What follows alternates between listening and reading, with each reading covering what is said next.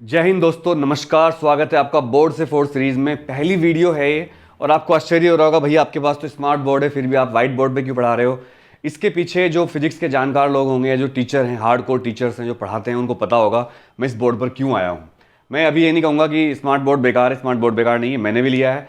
But smart board की कोई limitation होती है। वहाँ पर ग्राफिक आप ज़्यादा अच्छी कर सकते हो, वहाँ पर आपको बहुत ईजी हो जाता है पढ़ाना, क्योंकि सारे नोट्स बोर्ड पर ऑलरेडी होते हैं। टीचर बस पढ़ पढ़ के एक्सप्लेन करता है उनको और डायग्राम बनाना इजी हो जाता है। लेकिन दोस्तों, जो बात इस बोर्ड पर होती है वो बात कहीं नहीं होती, क्योंकि मामला बोर्ड का है, मामला सीरियस है, मामला वादे का है। और वादा ये है कि जो इस बोर्ड की फोर्ड को सीरीज कर लेगा, पूरी जो भी वीडियो मैं दूंगा 16-17 वीडियो आपको पूरे एक महीने के अंदर, भाई मैंने वादा किया है कि उसके 90+ नंबर आएंगे। और ये अनुराग त्यागी का वादा है, तो इस वादे को पूरा करने के लिए मैं इस बोर्ड पर आया हूं। मैं ये नहीं कह रहा हूं कि बीच बीच में उसकी वीडियो नहीं आएंगी, बीच बीच में स्मार्ट बोर्ड की वीडियो भी लाएंगे जहां पर न्यूमेरिकल कुछ करने होंगे, लेकिन आज पढ़ाना है सीरियसली एक वीडियो में पूरा चैप्टर फर्स्ट। ये मेरे हाथ में बुक है फिजिक्स की, फर्स्ट पार्ट, देख लीजिए ध्यान से। और चैप्टर है आपका पहला, इलेक्ट्रिक चार्ज एंड फील्ड। मैं आपको फिर कहता हूं, आपके पास कितने भी नोट्स हो दोस्तों, कुछ भी हो, सैंपल पेपर हो, सब अच्छी बात है, लेकिन अगर आप एनसीईआरटी नहीं पढ़ोगे तो आपके अच्छे नंबर बिल्कुल नहीं आएंगे।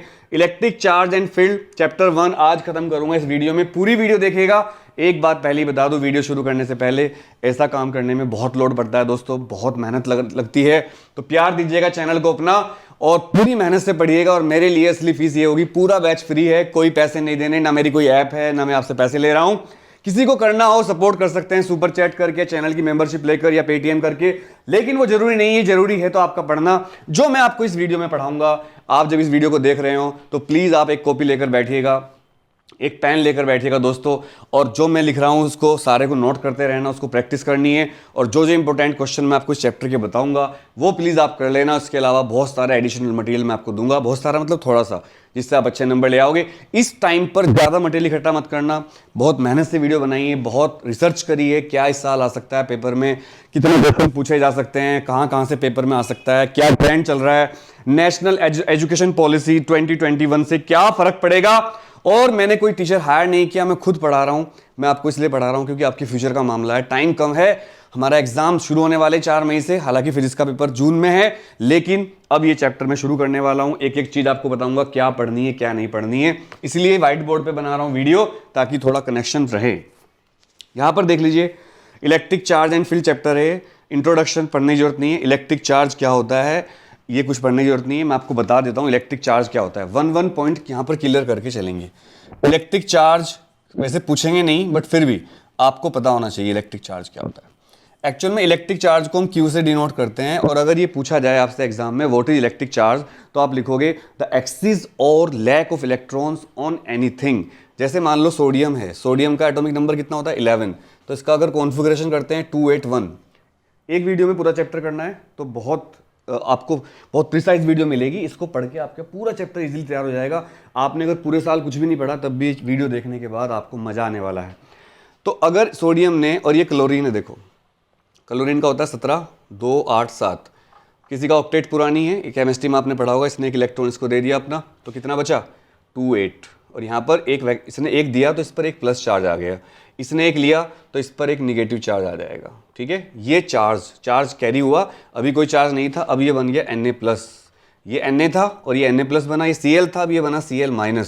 मतलब ये है कि जब आप किसी से कुछ मांग लेते हो तो आप निगेटिव चार्ज हो जाते हो, और जब आप किसी को कुछ देते हो तो आप पॉजिटिव चार्ज हो जाते हो। मेरे कहने का मतलब ये है, इसीलिए हमारे सभी धर्मों में, आप किसी भी धर्म की बात सोच लीजिए, डोनेशन की बात बहुत कही गई है। डोनेट करो डोनेट करो, उसका रीजन शायद दोस्तों यही रहा होगा, डोनेट करने से आपके ऊपर क्या आता है, पॉजिटिव चार्ज आता है। So this is the concept of charge. इसके अलावा मैं आपको बता दूं, आप जितने इलेक्ट्रॉन देते हो, और एक इलेक्ट्रॉन का चार्ज होता है E, एक इलेक्ट्रॉन के चार्ज को हम क्या लिखते हैं E, तो जितने इलेक्ट्रॉन आपने दिए और एक इलेक्ट्रॉन के चार्ज को अगर प्रोडक्ट कर दे तो वही आपका चार्ज होता है। ये फॉर्मूला है चार्ज का, Q = Ne। क्लियर। और इसकी यूनिट होती है कूलम। तो कूलम वाज ए साइंटिस्ट जिनके नाम पर इसकी यूनिट का नाम रखा गया है। तो कूलम, चाहे कूलम लिख लो, और तो कोई यूनिट इसकी होती नहीं है। इलेक्ट्रिक चार्ज की यूनिट कूलम होती है, और कूलम एक साइंटिस्ट थे, उनके नाम पर ही इस यूनिट का नाम क्या रखा गया है, कूलम रखा गया है। इसके बाद ये बुक है मेरे हाथ में, को बहुत सारा इसको एक्सप्लेन किया है इन्होंने, तो कुछ पढ़ने की जरूरत नहीं है आपको कुछ भी। कंडक्टर्स, इंसुलेटर्स क्या होते हैं? कंडक्टर वो होते हैं जिनमें फ्री इलेक्ट्रॉन होते हैं जो इलेक्ट्रिसिटी कंडक्ट कर सकते हैं। इंसुलेटर वो होते हैं जिनमें फ्री इलेक्ट्रॉन नहीं होते and they are not able to conduct electricity. इसके बाद आपके नेक्स्ट पेज पर चार्जिंग बाय इंडक्शन दे रखा है। ये क्या होता है मैं थोड़ा समझा देता हूँ इसको। आप बुक देख लीजिए, आपको दिख रहा होगा साफ साफ, ये डायग्राम दे रखे हैं। इन डायग्राम को जरूर पढ़ना, ये डायग्राम बहुत काम की चीज़ है आपके लिए। ये बुक क्या है देखो, ये दो रोड दे रखी है ए और बी, अभी इन पर कोई चार्ज नहीं है। फिर इनके पास एक रोड लाई गई जो चार्ज थी, रोड को इसके पास लाए तो इस पर निगेटिव चार्ज आ गया, इस पर पॉजिटिव आ गया। फिर क्या हुआ, निगेटिव चार्ज इधर, इधर पॉजिटिव चार्ज, फिर ये चार्ज इधर निगेटिव, फिर इधर पॉजिटिव। तो इंडक्शन से क्या होता है, ये क्या समझा रखा है इन्होंने, मैं आपको बता देता हूँ। एक फिलोसफर थे सोक्रेट्स, सोक्रेट्स मतलब सुकरात भी कहते हैं उनको। उनके पास एक बिल्ली थी। सुकरात की जो वाइफ थी वो बहुत झगड़ालू थी एज यूजुअल। तो वो सुकरात कहते अपनी बिल्ली के ऊपर ऐसे हाथ फेर रहे थे एक बार, तो उनकी वाइफ ने गुस्से में उनके ऊपर पोछे लगाने का पानी फेंक दिया। पोछे लगाने का पानी फेंका तो वाइफ को जोर से झटका लगा। क्या हुआ होगा, झटका क्यों लगा वाइफ को? असल में जब वो बिल्ली के ऊपर हाथ फेर रहे थे तो बिल्ली की बॉडी में इंड्यूस चार्ज जनरेट हुआ था, और चार्ज जब उनके ऊपर पानी फेंका, गंदा पानी था और सोर्स से उसके अंदर नमक वमक डाल रखा होगा, तो कंडक्टिंग हुआ और उनकी वाइफ को झटका लगा। इसके अलावा दोस्तों आपने ये भी देखा होगा कि अगर आपका दोस्त कुर्सी पर बैठा हो और आप कुर्सी पर कोई रेशमी कपड़ा है, शॉल, ऐसे जोर जोर से मारो और उस कुर्सी को कोई टच कर ले तो उसको बहुत जोर से झटका लगता है। ये सब इंड्यूस्ड इलेक्ट्रिसिटी या इंड्यूस्ड चार्ज कहते हैं। इसको आप इस तरह समझिए जैसे आपने कहावत सुनी होगी, खरबूजे को देखकर खरबूजा रंग बदलता है। बिल्कुल वैसे ही अगर ये कोई अनचार्ज ऑब्जेक्ट है और इसको आप दूसरी ऑब्जेक्ट के पास लाते हो और इसका ये वाला पार्ट प्लस है तो इस पर इधर माइनस चार्ज आ जाएगा। इसको हम इंडक्शन कहते हैं। लेकिन इंडक्शन का एक लॉ होता है कि total charge, net charge should be zero, must be zero after induction. तो ये मैंने आपको चार्ज की पूरी कॉन्सेप्ट समझा दी है। ठीक है दोस्तों, एनसीईआरटी इसलिए बार बार दिखा रहा हूँ ताकि आपको डर ना लगे और आपको बस यही पढ़नी है। इसके बाद जब आप एनसीईआरटी कर लोगे मेरे साथ, 16 चैप्टर हैं, 16 वीडियो मिलेंगी। उसके बाद मैं आपको हर चैप्टर के इंपॉर्टेंट की एक वीडियो दूंगा, न्यूमेरिकल्स की। कुछ न्यूमेरिकल मैं आपको भी करवा दूंगा साथ साथ जो ज़्यादा इंपॉर्टेंट है, जो आ सकते हैं। पता लगा आपने वीडियो देखी ही नहीं और आपका न्यूमेरिकल आ गया, छोटे छोटे न्यूमेरिकल जो इंपॉर्टेंट ज़्यादा वो बता दूंगा। और आजकल यूट्यूब पे क्या हो रहा है, टिप्स ट्रिक्स देने वाली तो बहुत वीडियो आ रही है, मोटिवेशन वाली बहुत वीडियो आ रही है, क्योंकि पढ़ाने को तैयार कोई नहीं है। पढ़ाने को तैयार है लेकिन ऐप पर हैं, वहाँ पर आपको पैसे देने हैं तब आप पढ़ोगे। उनकी बात कोई गलत नहीं है, बहुत मेहनत लगती है तो मेहनत का पैसा लाने का अधिकार है। लेकिन भाई मुझे आप लोगों से इतना प्यार मोहब्बत है कि क्या बताऊं। और मुझे पता है बहुत सारे बच्चे ऐसे हैं जो 100-200 रुपये भी देने की स्थिति में नहीं है इस टाइम, लोगों की स्थिति बहुत खराब है। तो ये फ्री कोर्स पूरी 16 वीडियो आपको मिलेंगी थ्योरी की और बीच बीच में छोटे छोटे न्यूमेरिकल और एनसीईआरटी पेज दर पेज बताऊंगा एनसीईआरटी को कहाँ से क्या पढ़ना है आपको। तो इंडक्शन पूरा आ गया। अगर आपको टाइम मिले तो एग्जाम्पल 1.1 पढ़ लेना एक बार। ये how can you charge a metal sphere positively without touching it. एक मेटल जो स्फेयर है उसको विदाउट टच करे आप उसको चार्ज कैसे कर सकते हो, ये पढ़ लेना अगर टाइम मिल जाए तो। इसके बाद प्रॉपर्टीज ऑफ चार्ज हैं, ये दे रखे हैं, basic properties of electric charge. Page number 8 पर पहुंच चुका हूं, आप देख लीजिए। यहाँ पर मैं और नज़दीक लाने की कोशिश कर रहा हूँ, फ्रंट कैमरे से वीडियो बन रही है। पहली प्रॉपर्टी एडिटिविटी है, मतलब अगर एक चार्ज प्लस का तो आपने दिया किसी को एक माइनस का तो नेट चार्ज प्लस माइनस होकर बचेगा। मान लो एक चार्ज दिया आपने +3, एक दिया -1 तो नेट चार्ज हो जाएगा +2। तो इसको एडिटिविटी नेचर कहते हैं, मैथ्स की प्रॉपर्टी है। चार्ज इज कंजर्व, किसी भी ऑब्जेक्ट पर नेट चार्ज कंजर्व रहता है, मतलब कॉन्स्टेंट रहता है। तीसरा क्वांटाइजेशन ऑफ चार्ज, हालांकि ये थ्योरी फेल हो गई है क्वांटाइजेशन की, पर पढ़ाते अभी भी हैं। क्वांटाइजेशन ऑफ चार्ज क्या होता है इसको मैं आपको पढ़ाना चाहता हूँ, ये बहुत ही इंपॉर्टेंट चीज़ है और आपको पढ़नी चाहिए। What is quantization of charge, तो चलिए मैं इसको आपको समझाता हूँ। इलेक्ट्रिक चार्ज की बात चल रही है, पूरा चैप्टर खत्म करना है एक वीडियो में। क्वांटाइजेशन, ये वीडियो इतनी ज़बरदस्त बनेगी कि आगे तक बहुत लोगों के काम आने वाली है, not only students but teacher. Quantization of charge, अगर किसी को एक वीडियो से चैप्टर पूरा करना हो तो उसके वीडियो बहुत काम आएगी। क्वांटाइजेशन ऑफ चार्ज क्या होता है मेरे बच्चों, ये थ्योरी कहती है कि किसी भी ऑब्जेक्ट पर जो चार्ज होता है वो एक इलेक्ट्रॉन के चार्ज का इंटीजर मल्टीपल होता है। ये फॉर्मूला आपने क्लास 10th में पढ़ा होगा। एन की value integer, n negative positive दोनों इंटीजर हो सकते हैं। मतलब क्या है कि चार्ज फ्रैक्शन में एन की वैल्यू फ्रैक्शन नहीं हो सकती, एन की वैल्यू फ्रैक्शन नहीं हो सकती। मतलब कोई ये नहीं कह सकता कि मेरे पास 3.5 इलेक्ट्रॉन के बराबर, 3.5 इलेक्ट्रॉन के बराबर क्या है चार्ज, इलेक्ट्रॉन के बराबर चार्ज नहीं हो सकता, गलत है। 3 इलेक्ट्रॉन हो सकते हैं, 4 इलेक्ट्रॉन हो सकते हैं, -4 हो सकते हैं, पर कोई भी दुनिया का इंसान ये नहीं कह सकता कि उसके पास आधे इलेक्ट्रॉन के बराबर चार्ज है, उसके पास 5 इलेक्ट्रॉन, 5.5 इलेक्ट्रॉन के बराबर चार्ज है, 5 इलेक्ट्रॉन के बराबर चार्ज हो सकता है। अरे पढ़ने वालों क्वांटाइजेशन ऑफ चार्ज को समझ डालो। ये थ्योरी कहती है कि किसी भी ऑब्जेक्ट पर जो चार्ज होता है वो किसी इलेक्ट्रॉन के एक इलेक्ट्रॉन का चार्ज कितना होता है, आधों को तो ये भी नहीं पता होगा, कोई बात नहीं, -1.6 इंटू 10⁻⁻19 कूलम। और याद रखना कूलम की स्पेलिंग को देख लेना, मुझसे कूलम की स्पेलिंग बार बार मिस्टेक होती है, वीडियो में मिस्टेक हो गई थी, स्कूल के टाइम से प्रॉब्लम है, मेरे से मिस्टेक हो जाती है। लेकिन कूलम अगर आपको स्पेलिंग ना पता हो तो सी लिख दो, मैं तो ऐसे ही करता हूँ। तो 1.6 इंटू 10⁻⁻19 कूलम चार्ज होता है एक इलेक्ट्रॉन का। और ये थ्योरी साफ साफ कहती है कि किसी भी चीज़ पर जो इलेक्ट्रॉन होते हैं, चार्ज होता है, वो किसी एक इलेक्ट्रॉन का मल्टीपल होगा इंटीजर में। मतलब जैसे मान लो आपके पास रसगुल्ला है, तो मैं आपसे पूछूँ, ओ भाई मेरे रसगुल्ले पर चार्ज कितना है, तो आप कहना सर चार्ज तो पता नहीं, लेकिन जितना भी होगा वो इंटीजर मल्टीपल होगा एक इलेक्ट्रॉन के चार्ज का, that is 1.6 into 10⁻⁻19 coulomb. Clear, समझ में आ रहा है सबको? कोई दिक्कत है किसी को? ये है क्वांटाइजेशन ऑफ चार्ज। आ सकता है, पूछ सकते हैं आपसे। हालांकि क्वार्क की डिस्कवरी के बाद ये थ्योरी फेल हो गई है। After the discovery of quark ये थ्योरी फेल है कि क्वांटाइजेशन ऑफ चार्ज होता है। असल में क्वार्क का चार्ज इलेक्ट्रॉन से भी छोटा चार्ज होता है। ये थ्योरी ये भी समझाती है दोस्तों कि कोई भी दुनिया का चार्ज इलेक्ट्रॉन के चार्ज से छोटा नहीं हो सकता। क्यों? देखो, n की वैल्यू q बराबर n ही होता है। e तो एक इलेक्ट्रॉन का चार्ज हो गया, n को आप 1 से छोटा ले नहीं सकते, -1 ले सकते हो। माइनस का मतलब यहाँ पर 0 से कम नहीं है, माइनस एक नेचर को बताता है। अगर मैं कह रहा हूँ कि मेरे पास माइनस का 6 कूलम चार्ज, इसका मतलब ये 0 से छोटा नहीं है, इसकी नेचर माइनस की है। इसका मतलब ये हुआ कि क्वांटाइजेशन थ्योरी के हिसाब से किसी भी ऑब्जेक्ट के ऊपर चार्ज की वैल्यू एक इलेक्ट्रॉन के चार्ज से कम नहीं हो सकती। बट बच्चों, क्वार्क थ्योरी के बाद इलेक्ट्रॉन का चार्ज से भी छोटा चार्ज डिस्कवर हो गया है, इसको हम क्वार्क कहते हैं। हालांकि वो आपके कोर्स में भी नहीं है, तो आपको बिल्कुल परेशान होने की जरूरत नहीं है। तो आपको क्वांटाइजेशन समझ में आ गया। इसके बाद क्वांटाइजेशन ऑफ चार्ज के बाद बहुत सारी थ्योरी लिखी हुई है, ये आपको कुछ पढ़ने की जरूरत नहीं है। पेज नंबर 8-9 पर कुछ नहीं पढ़ना, बस ये सब पढ़ना है, यही सारा लिखा हुआ है। मैंने आपको 2 लाइन में एक्सप्लेन कर दिया। यही एक टीचर की ड्यूटी होती है कि बड़ी चीज़ों को छोटे में। और आजकल याद रखना, स्मार्ट बोर्ड के जमाने में अगर कोई टीचर आपको, मेरे पास भी स्मार्ट बोर्ड है अंदर लगा हुआ है, लेकिन मैं आपको व्हाइट बोर्ड पे पढ़ा रहा हूँ। भाई याद रखना इस बात को कि तुम्हारा टीचर कितने लिए हेल्प कर रहा है। स्मार्ट बोर्ड पे पढ़ाना व्हाइट बोर्ड से पढ़ाने से 1/10 ईजी होता है, क्योंकि वहां पर टीचर क्या करते हैं आजकल, पूरा सब कुछ पहले ही नोट्स लोड कर लेते हैं और बस एक्सप्लेन करते रहते हैं, थोड़ा बहुत लिख भी देते हैं। वो बहुत ईजी है, कोई दिक्कत नहीं है, ईजी होने में टाइम बच जाता है। लेकिन असली पढ़ाई यही होती है जो आपको व्हाइट बोर्ड पर करवाई जाती है। ये मुझे अभी पता है, पहले पता था। मेरे पास भी स्मार्ट बोर्ड है, लेकिन मैं यूज नहीं कर रहा हूँ, मामला सीरियस का है। अब आ गए हम कूलम्स लॉ पर। कूलम्स लॉ पर ये 2 क्वेश्चन दे रखे हैं, एग्जाम्पल 1.2 और एग्जाम्पल 1.3। एग्जाम्पल 1.2 कर लेना इसमें से। एग्जाम्पल 1.2 साथ साथ इंपोर्टेंट की वीडियो बनती जा रही है आपकी। एग्जाम्पल 1.2 जरूर करके जाना, इंपॉर्टेंट है, पढ़ लेना, थ्योरी है, एक तरह की स्टोरी सी है, इसको पढ़ लेना। इसके अलावा एग्जाम्पल 1.3 पढ़ने की जरूरत नहीं है। अब कूलम्स लॉ आ चुका है, तो कूलम्स लॉ पर आ जाते हैं। इसको भी मैं आपको उतना ही बताऊंगा जितना आपके एग्जाम के काम आएगा, ज़्यादा एक्स्ट्रा बातें आपको नहीं बताऊंगा। आपका टाइम वेस्ट करना मेरा उद्देश्य बिल्कुल नहीं है। आई नो कि आपके पास टाइम बहुत लिमिटेड रह गया है, आपके और भी सब्जेक्ट पढ़ने हैं, आई नो। लेकिन फिजिक्स जब तक आप कंट्रोल नहीं करोगे, आपका पढ़ाई में मन नहीं लगेगा। क्योंकि अगर हमारा जो सबसे वीक पार्ट होता है वही ठीक ना हो तो हम पढ़ेंगे क्या? क्यों भाई, गलत बात कह रहा हूँ? कॉमेंट करके बताना। तो क्वांटाइजेशन समझ में आ गया, चार्ज की कॉन्सेप्ट समझा दिए। अब कूलम्स लॉ क्या होता है?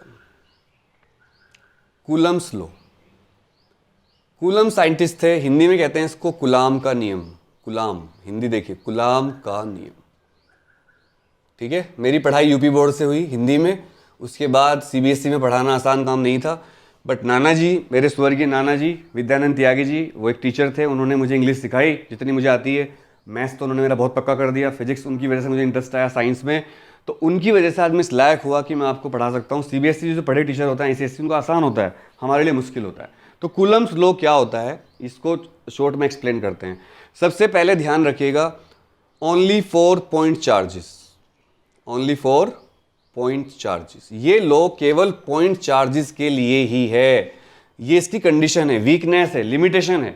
आपसे पूछ सकते हैं एग्जाम में कि इसकी लिमिटेशन क्या है, तो आप कहना sir this law is only applicable for point charges. Point charge क्या होते हैं, ये अलग महकमा है, मसला है। पॉइंट चार्ज वो होते हैं प्यारे बच्चों जिनका, वैसे तो नाम से पता चल गया पॉइंट चार्ज, जिनका बहुत छोटा साइज हो, बहुत छोटा मैग्नीट्यूड हो। और जनरली हम फिजिक्स में 1 माइक्रोकुलम, 1 कुलम, 1 नैनो कुलम, इन सबको ही पॉइंट चार्ज मानते हैं। कहने का मतलब ये है, कोई घबराने की बात नहीं है कि पॉइंट चार्ज बोल दे सर ये क्या पढ़ा दिया आपने, हम तो डर गए। बिल्कुल मत डरिए मेरे प्यारे बच्चों। पॉइंट चार्ज का मतलब ये है कि भाई ऐसे चार्ज जो बहुत छोटे हों, यानी कि जिनकी क्वांटिटी बहुत छोटी हो। मतलब ये हुआ कि जो कूलम्स लॉ है मेरे प्यारे बच्चों, अरे पढ़ने वालों, कूलम्स लॉ केवल छोटे चार्ज के लिए एप्लीकेबल है, बड़े चार्ज के लिए एप्लीकेबल बिल्कुल नहीं है। दूसरा पॉइंट इसका ये है, चार्ज एट रेस्ट। मतलब ये लॉ केवल रेस्ट वाले चार्ज पर काम करता है, स्टेशनरी चार्ज पर काम करता है। अगर चार्ज मूव कर रहे हो तो फिर ये लॉ काम करना बंद कर देता है। अब इस चैप्टर का नाम ही इलेक्ट्रोस्टैटिक्स। इलेक्ट्रोस्टैटिक के 2 चैप्टर हैं, मैं आपको बता दूं। इलेक्ट्रोस्टैटिक्स जो आप पढ़ रहे हो इस टाइम, इलेक्ट्रोस्टैटिक्स पढ़ा रहा हूं मैं आपको। इसके 2 चैप्टर हैं। एक चैप्टर मैं आपको इस टाइम पढ़ा रहा हूं electric charge and field, electric charge and field, और दूसरा चैप्टर है कैपेसिटेंस एंड पोटेंशियल वी। ये चैप्टर हम दूसरी वीडियो में पढ़ेंगे, आज ये चैप्टर मैं खत्म करूंगा अच्छी तरह से। तो आपको जब तक चार्ज स्टेशनरी होता है तभी तक कूलम लॉ काम करता है। अगर चार्ज मूव करना शुरू कर देगा तो मैग्नेटिक फील्ड एग्जिस्टेंस में आ जाएगा और उसके बाद कूलम लॉ काम करना बंद कर देगा। समझ में आया? तो कूलम लॉ की 2 बड़ी कंडीशन होती हैं। एक तो ये सिर्फ पॉइंट चार्ज के लिए काम करता है, दूसरा है चार्ज एट रेस्ट पे काम करता है। तो कूलम लॉ क्या होता है अब मैं आपको समझाने वाला हूं। दोस्तों कूलम लॉ में हमें 2 पॉइंट चार्ज लेने पड़ेंगे। एक चार्ज ब्लैक कलर का लेता हूं, एक चार्ज रेड कलर का लेता हूं, थोड़ा अच्छा लगेगा। इस चार्ज का नाम है Q1, इस चार्ज का नाम क्या है Q2। ये है पॉइंट चार्ज, ये तो उनका घेरा है। इनके बीच की डिस्टेंस को मान लेते हैं R। अब ये लॉ आपकी समझ में आ जाएगा। असल में आपने 9th क्लास में पढ़ा होगा न्यूटन्स लॉ ऑफ ग्रेविटेशन। अगर आपको याद ना हो तो मैं आपको थोड़ा सा समझा देता हूँ। वहाँ पर 2 मास होते थे, एक M1 और एक M2। इनके बीच की डिस्टेंस कितनी थी? R। इवन इस वीडियो को जो बच्चे 12th में आए हैं उनके लिए भी ज़बरदस्त वीडियो होगी, क्योंकि एक चैप्टर की 20 वीडियो देखना पॉसिबल नहीं होता। मैंने देखा यूट्यूब पर कई टीचर्स ने क्या कर रखा है, कूलम लॉ के ऊपर ही 1 घंटे की वीडियो बना रखी है, 1.5 घंटे की वीडियो बना रखी है, फिर इलेक्ट्रिक फील्ड के ऊपर 1.5 घंटे की वीडियो बना रखी है। वो अच्छी बात है, बहुत बढ़िया बात है, लेकिन भाई आजकल कोई बच्चे पे इतना टाइम नहीं होता।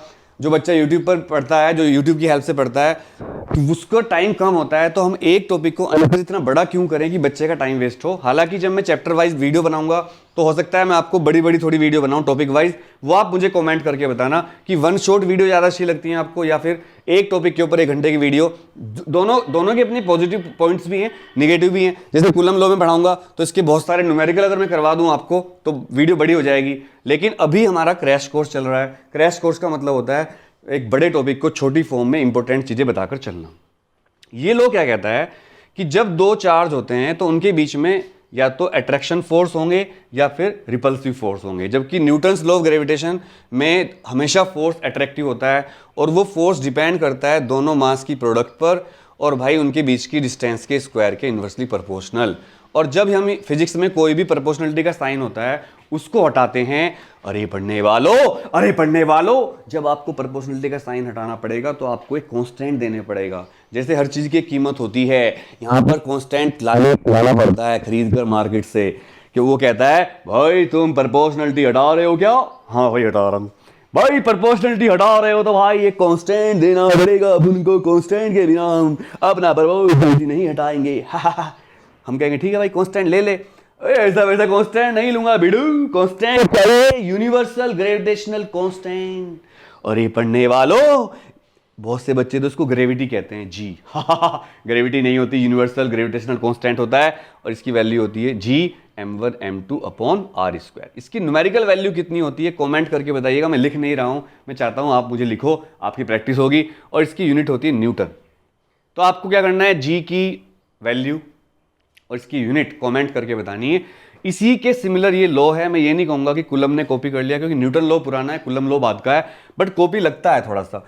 Q1 Q2 2 पॉइंट चार्ज रखे हैं, इनके बीच की डिस्टेंस है R और इनमें हो गया प्यार और फिर बाद में हो जाएगी तकरार। तकरार कब होगी? जब दोनों पॉजिटिव पॉजिटिव होंगे या जब दोनों निगेटिव निगेटिव होंगे। तकरार का मतलब क्या है? Repulsion, repulsion, repulsion. प्यार का मतलब क्या है? जब एक पॉजिटिव हो एक निगेटिव हो, या एक निगेटिव हो ये पॉजिटिव हो तो होगा प्यार। और इसका मतलब क्या है? Attraction, attraction. प्यार न किया, प्यार न किया तो बोलो रे बोलो क्या किया, वो वाला गाना है। इसके बाद गाऊंगा तो कॉपीराइट भी आ सकता है, आजकल यूट्यूब बड़ी खतरनाक हो गई है। तो ये देखो, प्लस प्लस चार्ज के बीच में रिपल्शन, निगेटिव निगेटिव चार्ज के बीच में रिपल्शन, पॉजिटिव निगेटिव के बीच में अट्रैक्शन। इंसानों में नहीं होता ऐसा, इंसानों में तो पॉजिटिव पॉजिटिव मतलब लड़का लड़के में भी आजकल शादी हो रही है, लड़कियां लड़कियां शादी कर रही हैं भाई, मामला खराब है, कलयुग चल रहा है। लेकिन भला हो इन चार्ज का, ये भी नेचर के रूल को फॉलो कर रहे हैं। अपोजिट चार्ज में ही केवल अट्रैक्शन यानी कि शादी होती है, रिपल्सिव यानी कि निगेटिव चार्ज जो होता है एक पॉजिटिव होता है, यानी कि अपोजिट चार्ज में यहाँ अट्रैक्शन होगा, सेम चार्ज में रिपल्शन होगा। भाई ये चार्ज हैं, नेचर को मानते हैं, इंसान कहाँ मानता है, इंसान कहाँ मानता है, कलयुग के प्रभाव में रहता है इंसान। कोई बात नहीं, उनका भी सम्मान करना चाहिए, सबके अपने अपने लॉज हैं। लॉ बिल्कुल वही है, वो कहता है इनके बीच का जो फोर्स होगा वो प्रोपोर्शनल होगा दोनों चार्ज की प्रोडक्ट के। हमने कहा ठीक है, और इन्वर्सली प्रोपोर्शनल होगा उनके बीच की डिस्टेंस के स्क्वायर के। बस ये ध्यान रखना, इस डंडे की सीध में लगाया करो, ये इक्वल टू, मतलब जो डंडा होता है ना इसके सीध में इक्वल टू लगाया करो, इससे बहुत इंप्रेशन पड़ेगा आपका। और यहाँ पर प्रोपोर्शनल टू है अभी, तो ये प्रोपोर्शनल टू लगा दो। कांस्टेंट यहाँ भी देना पड़ेगा k q1 q2 upon r square.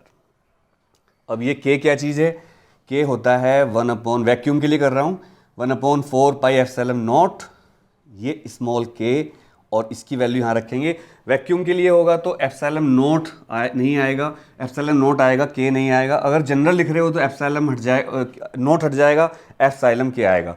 फिर आप लिखोगे कि अगर आपको इसको लिखना है वैक्यूम के लिए तो आप लिखोगे फॉर वैक्यूम के लिए जो k होता है स्मॉल, इसे डाइलेक्ट्रिक कांस्टेंट कहते हैं, इसकी वैल्यू 1 होती है। तो फिर ये फॉर्मूला क्या बन जाएगा आपका, फॉर्मूला बन जाएगा, दिख रहा है क्या, नहीं दिख रहा है, यहाँ लिख देता हूँ। फॉर्मूला बन जाएगा फिर F = 1/4 pi epsilon naught Q1 Q2 upon r square. इसीलिए मैंने व्हाइट बोर्ड लिया ताकि आपको पता चले मैं लिख कैसे रहा हूँ और आपको एग्जाम में कैसे लिखना है। डायग्राम ये बनाना है। बहुत से बच्चे क्या करते हैं, एक नंबर में क्वेश्चन आता है व्हाट इज कूलम्स लॉ, तो भाई डायग्राम फिर भी बना दिया करो। टीचर को बहुत अच्छा लगता है जब आप डायग्राम बनाकर कुछ करते हो।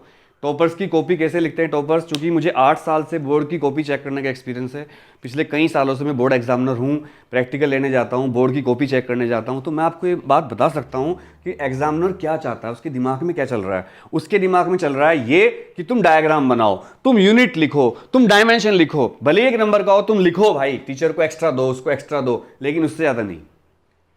हाँ, अगर टाइम ना हो तो बस वही लिख दो, जैसे कूलम्स लॉ पूछा है तो आप लिख दो F = k Q1 Q2 upon r square, अगर आप भूल जाओ, नहीं तो आप लिख दो F = 1/4 pi epsilon naught Q1 Q2 upon r square. अगर टाइम ना हो तो ये लिख दो, और न्यूटन लिखना मत भूलना। Newton is the unit of force, जो आपको हमेशा पता होती है। तो मेरे ख्याल से आपको न्यूटन्स लॉ के हिसाब से कूलम्स लॉ भी समझ में आ गया है। क्लियर। अब इसके न्यूमेरिकल की बात थोड़ी बता देता हूं मैं आपको। न्यूमेरिकल इसके बड़े परेशान करते हैं, लेकिन उससे पहले मैं आपको बताना चाहता हूं कि भाई ये 1/4 पाई एप्सिलॉन नॉट क्या चीज है, इसको भी समझ लेते हैं। देखो, what is 1 epsilon naught times, ये क्या होता है। देखो ये F था, ये = था k Q1 Q2 upon r square. इसमें जो k है ये कांस्टेंट होता है, वैक्यूम के लिए इसकी वैल्यू होती है 1/4 पाई एप्सिलॉन नॉट, और इसकी वैल्यू न्यूमेरिकल होती है 9 × 10⁹ न्यूटन मीटर स्क्वायर पर कूलम स्क्वायर। बहुत से बच्चों को ये वैल्यू याद नहीं होती, याद करने की जरूरत नहीं। यहाँ से देखो k को बाहर निकाल लो, k की वैल्यू कितनी आएगी, यहाँ से F R square upon Q1 Q2 ये आएगी। इससे अगर आप यूनिट देखना चाह रहे हो तो F की न्यूटन, फिर R स्क्वायर की मीटर स्क्वायर, और नीचे क्या है कूलम स्क्वायर, तो क्या बनी न्यूटन मीटर स्क्वायर पर कूलम स्क्वायर। क्लियर हुआ। तो एक ही उसमें हमने निकाल दिया, ठीक है। इसलिए अगर एक कूलम पर वीडियो बनाओ तो 2-3 घंटे की वीडियो तो कूलम्स लॉ के ऊपर बन सकती है। अभी देखिए 23 मिनट की वीडियो हो चुकी है और अभी तक हम कूलम्स लॉ पर पहुंचे हैं। क्लियर। तो ये था हमारा कूलम्स लॉ। अब बच्चे इससे बहुत डरते हैं कि भैया कूलम्स लॉ वेक्टर फॉर्म आ गया। हाँ, वेक्टर फॉर्म से आप इतना डरते हो, जैसे क्या बताऊं, जैसे कुत्ता पानी से डरता है। कूलम्स लॉ की वेक्टर फॉर्म से डरना क्या, मैं बताता हूं। कूलम्स लॉ की वेक्टर फॉर्म पढ़नी क्यों पड़ती है वो बता देता हूं। देखो कूलम लॉ क्या बताता है, कूलम लॉ हमें फोर्स के बारे में बताता है। तो vector form of Coulomb's law, पहली बात तो आपसे पूछ सकते हैं कि कूलम्स लॉ की वेक्टर फॉर्म क्यों पढ़ते हैं, ये आ सकता है question out of box. National education policy 2021 में आउट ऑफ बॉक्स क्वेश्चन बहुत आएंगे। तो ये भी पूछा जा सकता है, why do we study about vector form of Coulomb's law. तो आप लिखोगे Coulomb law talk about the force between 2 point charges, and force is a vector quantity. That's why we study about the vector form of Coulomb's law. तो इसके लिए आप कुछ नहीं करना है, एक डायग्राम सा बनाना है बस. इधर लिख देना x एक्सिस, इधर लिख देना y एक्सिस. 2D का है, एक चार्ज यहाँ ले लेना Q1, एक चार्ज यहाँ ले लेना Q2. ये आपका ओरिजिन होता है, इसके कोऑर्डिनेट आपको पता होंगे 0 0. जब ओरिजिन से किसी पॉइंट को हम मिलाते हैं उसको वेक्टर को हम बोलते हैं पोजीशन वेक्टर. तो इसका वेक्टर है OA, ये पॉइंट A है, ये पॉइंट क्या है B. इसका वेक्टर है OB.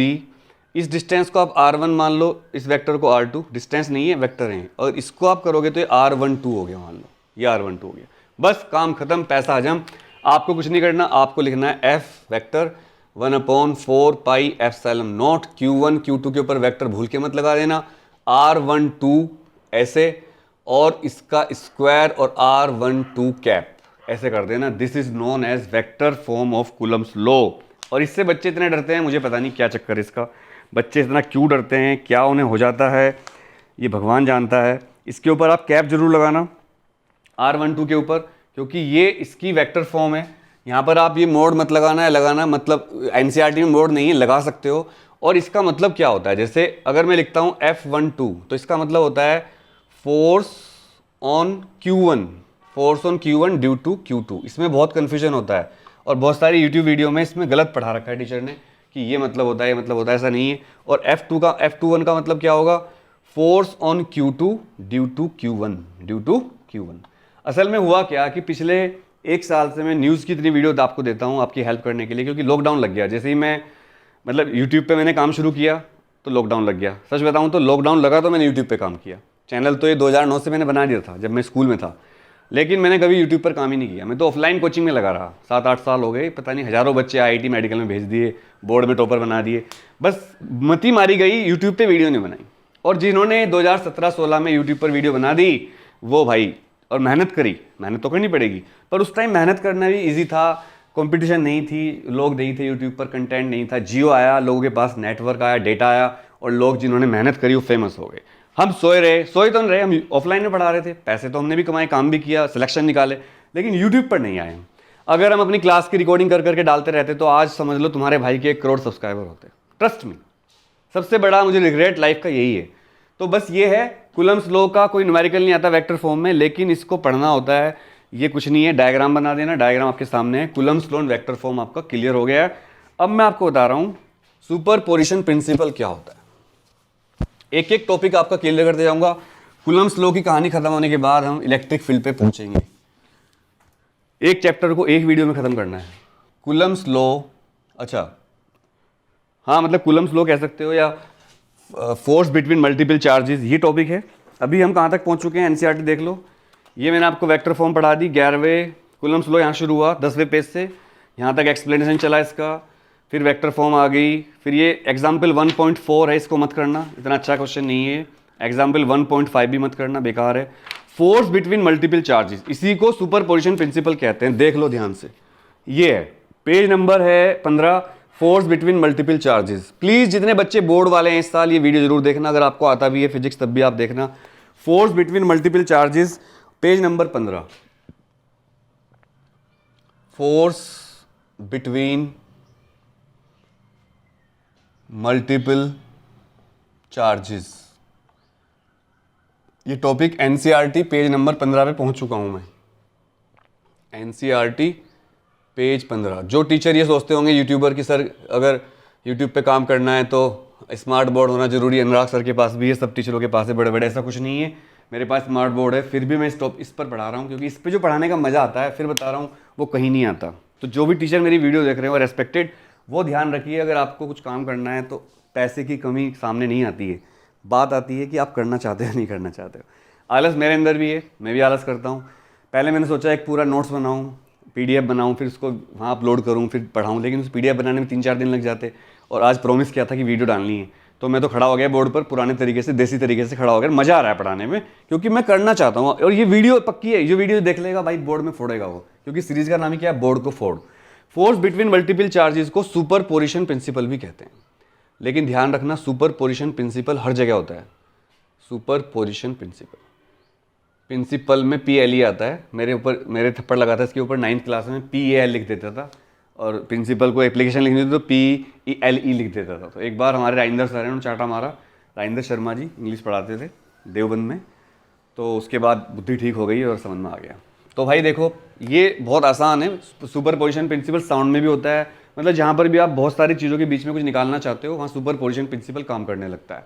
अब ये फंडा क्या है, देखो आप ना इसके लिए क्या करो, एक्सिस बना लो, 3 एक्सिस का ले लो कुछ भी, ये ले लिया मैंने 3 एक्सिस वाली चीज़ें।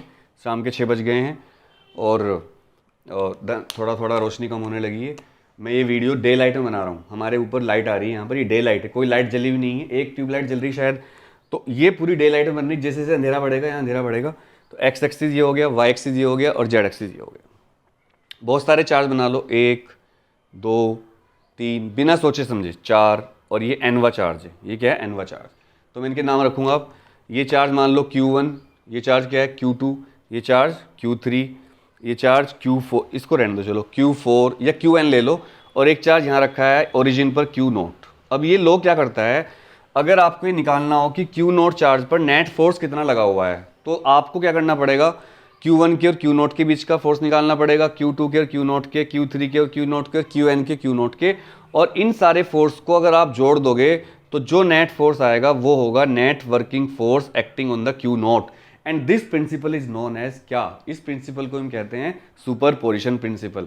अब बताओ इससे आसान कोई चीज़ होगी क्या, और इसको लिखेंगे कैसे एग्जाम में। अब बस ये अंदर इतना स्मार्ट बोर्ड होता तो यहाँ लिखा होता सब कुछ, ये डायग्राम बना होता, ये डेफिनेशन लिखी होती, और कुछ टीचर तो सारा ही लिख देते हैं और बस गोल गोल करते रहते हैं, ऐसे कभी गोला बना देंगे, कभी कहीं लाइन खींच देंगे, मतलब वो कुछ लिखते ही नहीं। अब वो क्यों ऐसा करते हैं मुझे नहीं पता, मैं ये बात कई बार बोल चुका हूँ।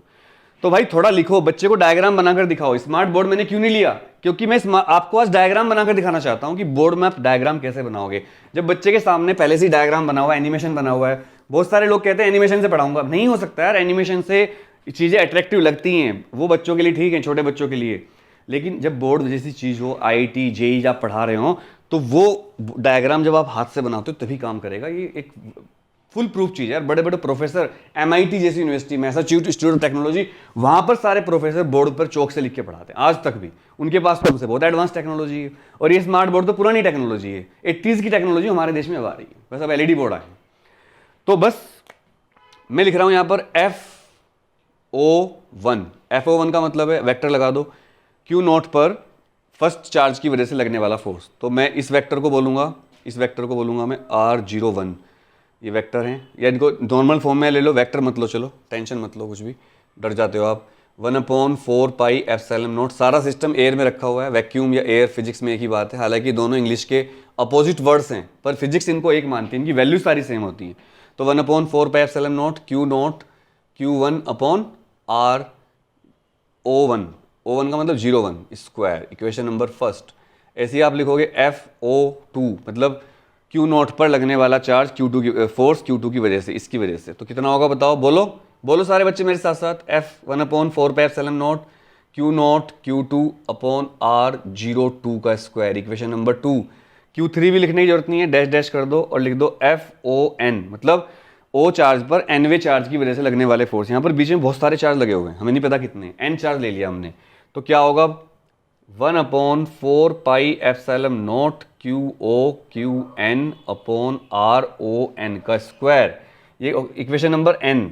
तो नेट फोर्स जो होगा that will be equal to net, वो होगा 1/4πε0 कॉमन आ जाएगा, Q0 कॉमन आ जाएगा और अंदर बचेगा Q1/R01 का स्क्वायर, Q2/R02 का square, dash dash dash QN/R0N का square. And this law is known as, क्या कहते हैं इसको, इसी को कहते हैं सुपरपोजिशन प्रिंसिपल। इसको वेक्टर फॉर्म में भी लिख सकते हो आप, या फिर इसको आप समेशन का साइन लगाकर भी लिख सकते हो। वैसे आप इतना छोड़ दोगे 2 नंबर का आएगा, ये 2 मार्क्स का आएगा, इसको इतना छोड़ दोगे तो आपके नंबर आ जाएंगे फुल बटा फुल, इतना करने से सिर्फ। तो ये सुपरपोजिशन प्रिंसिपल था, आई होप आपको समझ में आ गया होगा। इसके बाद मैं आपसे एक रिक्वेस्ट करना चाहता हूँ, सुपरपोजिशन प्रिंसिपल पर बेस्ड, ये मैंने पूरा सोल्व भी कर रखा है, देखो आपको रेड कलर से दिख रहा होगा, किसी बच्चे ने पूछा होगा क्लास में, ये बुक काफ़ी पुरानी है मेरी। एग्जाम्पल 1.6 और 1.7 दोनों एग्जाम्पल करके जाना, मैं साथ साथ लिख रहा हूँ, एक्सरसाइज भले ही मत करना। एग्जाम्पल 1.6 1.7 ये दोनों एग्जाम्पल आप जरूर करना, ये दोनों बहुत ईजी हैं, एक का आंसर तो 0 ही आता है, और वो जीरो कब आता है? जो सिमेट्रिकल डायग्राम हो। जैसे इस क्वेश्चन में क्या है, देखो इस क्वेश्चन में इक्विलैटरल ट्रायंगल है, बीच में एक चार्ज रखा हुआ है, कोनों पर 3 इक्वल चार्ज रखे हैं, नेट फोर्स पूछा है। तो नेट फोर्स यहाँ पर क्या आ जाएगा? ये आ जाएगा 3/4 = 0, क्योंकि सिमेट्रिकल है। लेकिन सिमेट्रिकल नहीं होता तो जीरो नहीं होता। दोनों पढ़ लेना, इजी है। कोई दिक्कत हो तो मुझसे डाउट पूछ लेना। वैसे मैं न्यूमेरिकल की वीडियो अलग से बनाऊंगा अगर आप लोग कमेंट करोगे तो। अब भाई हम आते हैं पेज नंबर 18 पर। ये देखो, और इलेक्ट्रिक फील्ड की बात करते हैं। इलेक्ट्रिक फील्ड लाइंस क्या होती है, तो इसको मैं आपको जल्दी जल्दी बताता हूँ। इलेक्ट्रिक फील्ड क्या चीज़ होती है और इलेक्ट्रिक फील्ड लाइंस क्या होती है। तो एनसीईआरटी में थोड़ी सी कमियां हैं, खासकर फिजिक्स की में। बायो की एनसीईआरटी बहुत ज़बरदस्त है। केमिस्ट्री की एनसीईआरटी तो नोट्स ही एक तरह के। बायो की और केमिस्ट्री की एनसीईआरटी ऐसी से नोट्स लिख रखे हों। लेकिन फिजिक्स में क्या गड़बड़ है, देखो यहाँ से इलेक्ट्रिक फील्ड शुरू किया, इसके बाद इलेक्ट्रिक फील्ड बताया क्या होता है, उसके बाद इलेक्ट्रिक फील्ड लाइन बताइए। मेरे हिसाब से इलेक्ट्रिक चार्ज बताने के बाद इलेक्ट्रिक फील्ड लाइन पढ़ाना चाहिए, फिर इलेक्ट्रिक फील्ड पढ़ाना चाहिए। तो यहाँ गड़बड़ है, बहुत सारी गड़बड़ है। जैसे फिजिक्स में 11th में आप आते हो तो आपको शुरू में ही डायमेंशन पढ़नी पड़ती हैं, और डायमेंशन निकालने के लिए क्या करना पड़ता है? फॉर्मूले पता होने चाहिए। फॉर्मूले आते हैं अगले चैप्टर में, तो बड़ा दिक्कत है। अगर ये डायमेंशन चैप्टर को लास्ट में डालते तो बच्चों को सारे फॉर्मूले ऑलरेडी पता होते, तो फिर ये कर लेते। तो भाई समझ में आया सबको? तो ये आप सारा लेक्चर कहाँ देख रहे हो? अनुराग त्यागी क्लासेस पे देख रहे हो। अगर मैं इसको एडिट नहीं कर पाया तो मैं लिख देता हूँ यहाँ पर, अनुराग त्यागी क्लासेस। ये चैप्टर है अनुराग त्यागी क्लासेस का पहला चैप्टर आपका। तो सारे बच्चों को इससे फ़ायदा हो, बस यही चाहता हूँ मैं कि आपको बेनिफिट होना चाहिए इस वीडियो का। तो इलेक्ट्रिक फील्ड की कॉन्सेप्ट सीखते हैं। चलिए शुरू करते हैं। ऐसे ही बोलते हैं ना टेक्निकल, तो छोटे छोटे बच्चे वैसे बोलते हैं चलिए शुरू करते हैं। अभी मैं एक गांव में गया था, मतलब अपने ही गांव में गया था, वहाँ एक बच्चा बार बार ये बोल रहा था चलिए शुरू करते हैं। तो जब उसकी शादी हो जाएगी फिर बोलेगा चलिए शुरू करते हैं। मजाक कर रहा हूँ। तो देखिए चलिए शुरू करते हैं, काफ़ी अच्छा डायलॉग लगता है सबको। और एक कैरी मिनाटी भाई का है, तो कैसे हैं आप लोग? अब बच्चे तो कहते हैं सर आपकी शक्ल कैरी मिनाटी से मिलती है। हाँ भाई मिलती तो है, चश्मा लगाकर मिलती है, चश्मा हटा के तो नहीं मिलती शायद, चश्मा लगा के ये है। तो रख दो कैरी मिनाटी सीनियर चैनल बना दूं, रोस्टिंग करना शुरू कर दूं क्या? कैरी मिनाटी सीनियर, मज़ा आएगा अगर आप कहोगे तो। रोस्टिंग बहुत तकड़ी करूँगा मैं। देखिए बोर्ड को 4 सीरीज़ है, 2021 की पहला लेक्चर आप देख रहे हो, इलेक्ट्रिक चार्ज एंड फील्ड। अब हम इलेक्ट्रिक फील्ड के बारे में आपको बताते हैं। इलेक्ट्रिक फील्ड क्या होता है? मुश्किल लगता है काम शुरू में, बट धीरे धीरे आप लोगों का प्यार मिलेगा। तो बस ये ध्यान रखना, बहुत मेहनत लग रही है, मतलब बहुत लोड पड़ता है ऐसे पढ़ाने में ना। लेकिन प्यार आप दे दोगे, वीडियो को लाइक कर दोगे, शेयर कर दोगे, सारे दोस्तों को शेयर कर देना, तो मेरी मेहनत सफल हो जाएगी। इलेक्ट्रिक फील्ड को हिंदी में कहते हैं वैद्युत क्षेत्र। वैद्युत क्षेत्र, ठीक है। इलेक्ट्रिक फील्ड क्या होता है? जैसे इसकी डेफिनेशन आप क्या लिखोगे? It is the area around a charge, it is the space. चूंकि 3D होता है, एरिया नहीं बोल सकते हम, 3D। मान लो कहीं पर कोई चार्ज रखा है, तो फंडा ये होता है कि जो पॉजिटिव चार्ज होते हैं ना, इनकी जो इलेक्ट्रिक फील्ड लाइन होती है, इलेक्ट्रिक फील्ड को डिनोट करने के लिए हमने एक इमेजिनेशन किया, और उस इमेजिनेशन का नाम है इलेक्ट्रिक फील्ड लाइन्स। मतलब आज तक किसी ने इलेक्ट्रिक फील्ड लाइन देखी नहीं। जैसे आपने देखो भगवान की चारों तरफ ऐसे गोले से निकलते हैं, लाइट से निकलती है उसमें से। जब हम सीरियल देखते हैं कोई, तो भगवान जी के पीछे एक लाइट से निकलती रहती है, सूर्य की किरणें से होती हैं। तो जैसे सूर्य की किरणें होती हैं ना, सूर्य की लाइट बाहर को निकलती है, तो सूर्य को आप पॉजिटिव चार्ज मान लो। पॉजिटिव चार्ज की electric field line positive charge से 90 डिग्री पर बाहर निकलती है, हमेशा बाहर। और जो निगेटिव चार्ज होता है ये किल्विश होता है, अंधेरा कायम रहे। और जो ये शक्तिमान है, मतलब सूर्य, ये हमेशा अपनी एनर्जी देता है। तो जो निगेटिव चार्ज होते हैं इनको मैं रेड कलर से दिखाऊंगा। निगेटिव चार्ज उल्टा हो गया, वैसे पॉजिटिव को रेड से दिखाना चाहिए था और इसको ब्लैक से, पर कोई बात नहीं, ये तो सिर्फ समझाना है। निगेटिव चार्ज जो होते हैं इनकी इलेक्ट्रिक फील्ड लाइन ऐसा लगता है बाहर से आ रही हैं, they are seem to be. ऐसा होता नहीं है, किसी ने इलेक्ट्रिक फील्ड लाइन देखी नहीं है आज तक, मैं आपको बता दूं। पर ये बाहर से अंदर को आएंगी और सरफेस से हमेशा 90 डिग्री पर रहेंगी। क्या रहेंगी? 90 डिग्री पर। ये भी 90 डिग्री पर रहेंगे, पर ये बाहर निकलेंगी और ये अंदर आएंगी। तो जो इलेक्ट्रिक फील्ड लाइन होता है वो पॉजिटिव चार्ज से तो बाहर को निकलती हैं और निगेटिव चार्ज से अंदर आती हैं। और अगर दोनों को एक साथ रख दें कभी, जैसे पॉजिटिव चार्ज रखा है और ये रखा है निगेटिव चार्ज, तो फिर क्या होगा मैं आपको बता देता हूँ। ये निगेटिव चार्ज है, पॉजिटिव चार्ज से इलेक्ट्रिक फील्ड लाइन निकलेंगी बाहर और किसकी तरफ जाएंगी? निगेटिव चार्ज की तरफ जाएंगी, ऐसे। ये देखो ऐसे, और ये इसकी तरफ मिल जाएंगी जाकर। मैं इसको ब्लैक से बनाऊंगा तो थोड़ा अच्छा लगेगा आपको। ये देखिए, और ऊपर से आ रही होंगी इधर, पर आएंगी कहाँ से? इधर से ही आएंगी, पॉजिटिव से। कोई पॉजिटिव देगा तो कोई निगेटिव लेगा। तो यानी कि जो पॉजिटिव चार्ज होता है उसकी प्रॉपर्टी होती है देना, और जो निगेटिव चार्ज होता है उसकी उल्टा बना दिया। पॉजिटिव चार्ज की प्रॉपर्टी होती है देना और निगेटिव चार्ज की प्रॉपर्टी होती है लेना। तो इसीलिए हमें हमेशा चीज़ें देनी चाहिए, डोनेट करनी चाहिए, क्योंकि मैं बता रहा हूँ जो देता है ऐसे लिख लो वो पॉजिटिव चार्ज होता है, जो लेता है वो निगेटिव चार्ज होगा। पॉजिटिव चार्ज की इलेक्ट्रिक फील्ड लाइन बाहर को निकलेंगी, निगेटिव चार्ज एक्सेप्ट करेगा उन्हें। ये कॉम्बिनेशन बन गया यहाँ पर।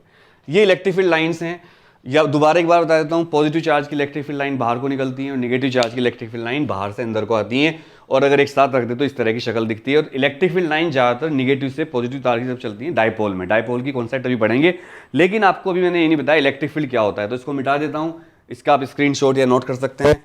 और अब मैं आपको बताता हूँ कि एक्चुअल में इलेक्ट्रिक फील्ड क्या होता है। इलेक्ट्रिक फील्ड की डेफिनेशन आप अगर एग्जाम में लिखोगे, एक नंबर में आएगी, तो आप लिखोगे it is the space around a charge in which any other test charge will experience a force of attraction और रिपल्शन। तो इस तरह मान लो जैसे एक गुंडा होता है, उस गुंडे का एरिया होता है। हमेशा इलेक्ट्रिक फील्ड को डिनोट करने के लिए हम पॉजिटिव चार्ज लेते हैं। अब मान लो इसकी पॉजिटिव चार्ज की इलेक्ट्रिक फील्ड यहाँ तक है, तो इस स्पेस को हम बोलेंगे इलेक्ट्रिक फील्ड या वैद्युत क्षेत्र। और इसको चेक करने के लिए हमें एक टेस्ट चार्ज लाना पड़ेगा। टेस्ट चार्ज को हम बहुत छोटा चार्ज मानते हैं और इसको हम क्यू मान लेते हैं। मान लो इस टेस्ट चार्ज को हम यहाँ से लाए थे, इस जगह से इन्फिनिटी से, यहाँ पर आए, इलेक्ट्रिक फील्ड फील नहीं हुआ, यहाँ पर आए नहीं हुआ, यहाँ पर आए नहीं हुआ, यहाँ पर आए नहीं हुआ, यहाँ पर आए नहीं हुआ, यहाँ पर आए नहीं हुआ, यहाँ पर पहली बार इलेक्ट्रिक फील्ड फील हुआ। जिस डिस्टेंस पर पहली बार इलेक्ट्रिक फील्ड हुआ, let the distance is r, तो उस पॉइंट, उस पूरे स्पेस को, स्पेस मतलब 3D स्पेस, चारों तरफ, इसके चारों तरफ, इधर उधर सारे में, ये नहीं कि बस 2D में, 3D में, तो इस पूरे स्पेस के अंदर जहां जहां इसको फोर्स फील होगा, अट्रैक्शन या रिपल्शन, चूंकि दोनों पॉजिटिव हैं तो रिपल्शन होगा, एक पॉजिटिव एक निगेटिव तो क्या होगा, अट्रैक्शन होगा। तो इलेक्ट्रिक फील्ड ऐसे डेफिनेशन होती है। एक डेफिनेशन ये है, अगर आप भूल जाओ तो लिख देना, electric field is defined as the space around a charge in which any test charge will experience a force of attraction और रिपल्शन। और दूसरा ये है, इलेक्ट्रिक फील्ड इज फोर्स, इतना इजी, फोर्स एक्टिंग पर unit test charge, per unit test charge. Actual में ये होता है इलेक्ट्रिक फील्ड। तो फोर्स है पर यूनिट टेस्ट चार्ज, तो क्या होगा, ये हमें ई निकालना है, तो ई हो जाएगा फोर्स पर यूनिट टेस्ट चार्ज, यानी कि एफ अपॉन क्यू नोट। और एफ की वैल्यू अगर हम डायरेक्ट लिखें, इन दोनों के बीच का फोर्स कितना होगा, वो होगा 1/4 pi epsilon naught q naught upon r square. मेरे से छोटे डेरिवेशन आपको कोई नहीं सिखा सकता, ये मैं कह सकता हूँ। मैं ये नहीं कहता कि मैं बेस्ट पढ़ाता हूँ, बट मेरे से छोटे डेरिवेशन आपको कोई नहीं बताएगा, ये मेरी गारंटी है। तो ये f की वैल्यू यहाँ रख दो, आप वेक्टर फॉर्म नहीं ले रहे हैं, 1/4 pi epsilon naught q naught upon r square. यहाँ पर कूलम लगाया हमने, और नीचे क्या है, क्यू नॉट। तो क्यू नॉट से क्यू नॉट क्या हो जाएगा, कैंसिल हो जाएगा। जब क्यू नॉट से क्यू नॉट कैंसिल होगा तो इलेक्ट्रिक फील्ड क्या बचेगा आपको, नॉन वेक्टर फॉर्म में 1/4 pi epsilon naught q upon r square. और यूनिट कैसे निकालते हैं, इससे निकालते हैं न्यूटन और कूलम। तो न्यूटन पर coulomb is the unit of electric field, बहुत फेमस है, न्यूटन पर coulomb is the unit of electric field. तो इलेक्ट्रिक फील्ड क्या आया समझ में आपको, इसकी दो डेफिनेशन आपको बता दी है मैंने, फॉर्मूला बता दिया है। तो इलेक्ट्रिक फील्ड का कॉन्सेप्ट यहाँ पर खत्म हो गया, इलेक्ट्रिक फील्ड लाइन बता दी है। अब आते हैं इलेक्ट्रिक फ्लक्स। ये इलेक्ट्रिक फ्लक्स यहाँ पर है 25 पेज पर, ये देख लीजिए, इलेक्ट्रिक फ्लक्स लिखा हुआ है पेज नंबर 25। और अगर मैं कहूँ कि फर्स्ट चैप्टर का सबसे इंपॉर्टेंट टॉपिक यही है इलेक्ट्रिक फ्लक्स, तो कोई अतिशयोक्ति नहीं होगी, आप इलेक्ट्रिक फ्लक्स को ढंग से पढ़ के जाना। तो इलेक्ट्रिक फ्लक्स मैं आपको बता देता हूं क्या होता है। देखो यहां लिखते हैं इलेक्ट्रिक फ्लक्स।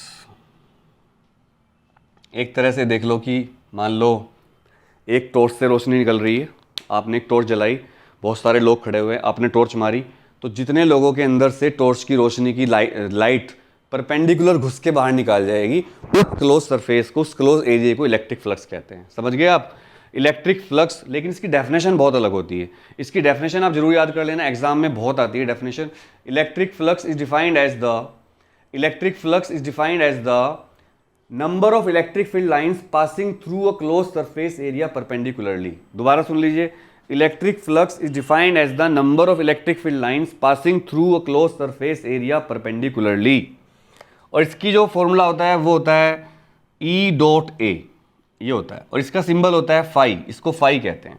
तो भाई अगर दो वेक्टर होंगे E और A, ये देखो ये दो वेक्टर हैं, E वेक्टर और A वेक्टर, तो आपने इतनी फिजिक्स तो पढ़ी रखी होगी, इनके बीच का एंगल थीटा होगा।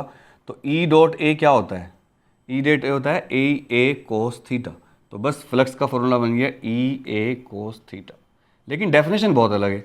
डेफिनेशन है number of electric field lines passing through a close surface area normally या परपेंडिकुलरली।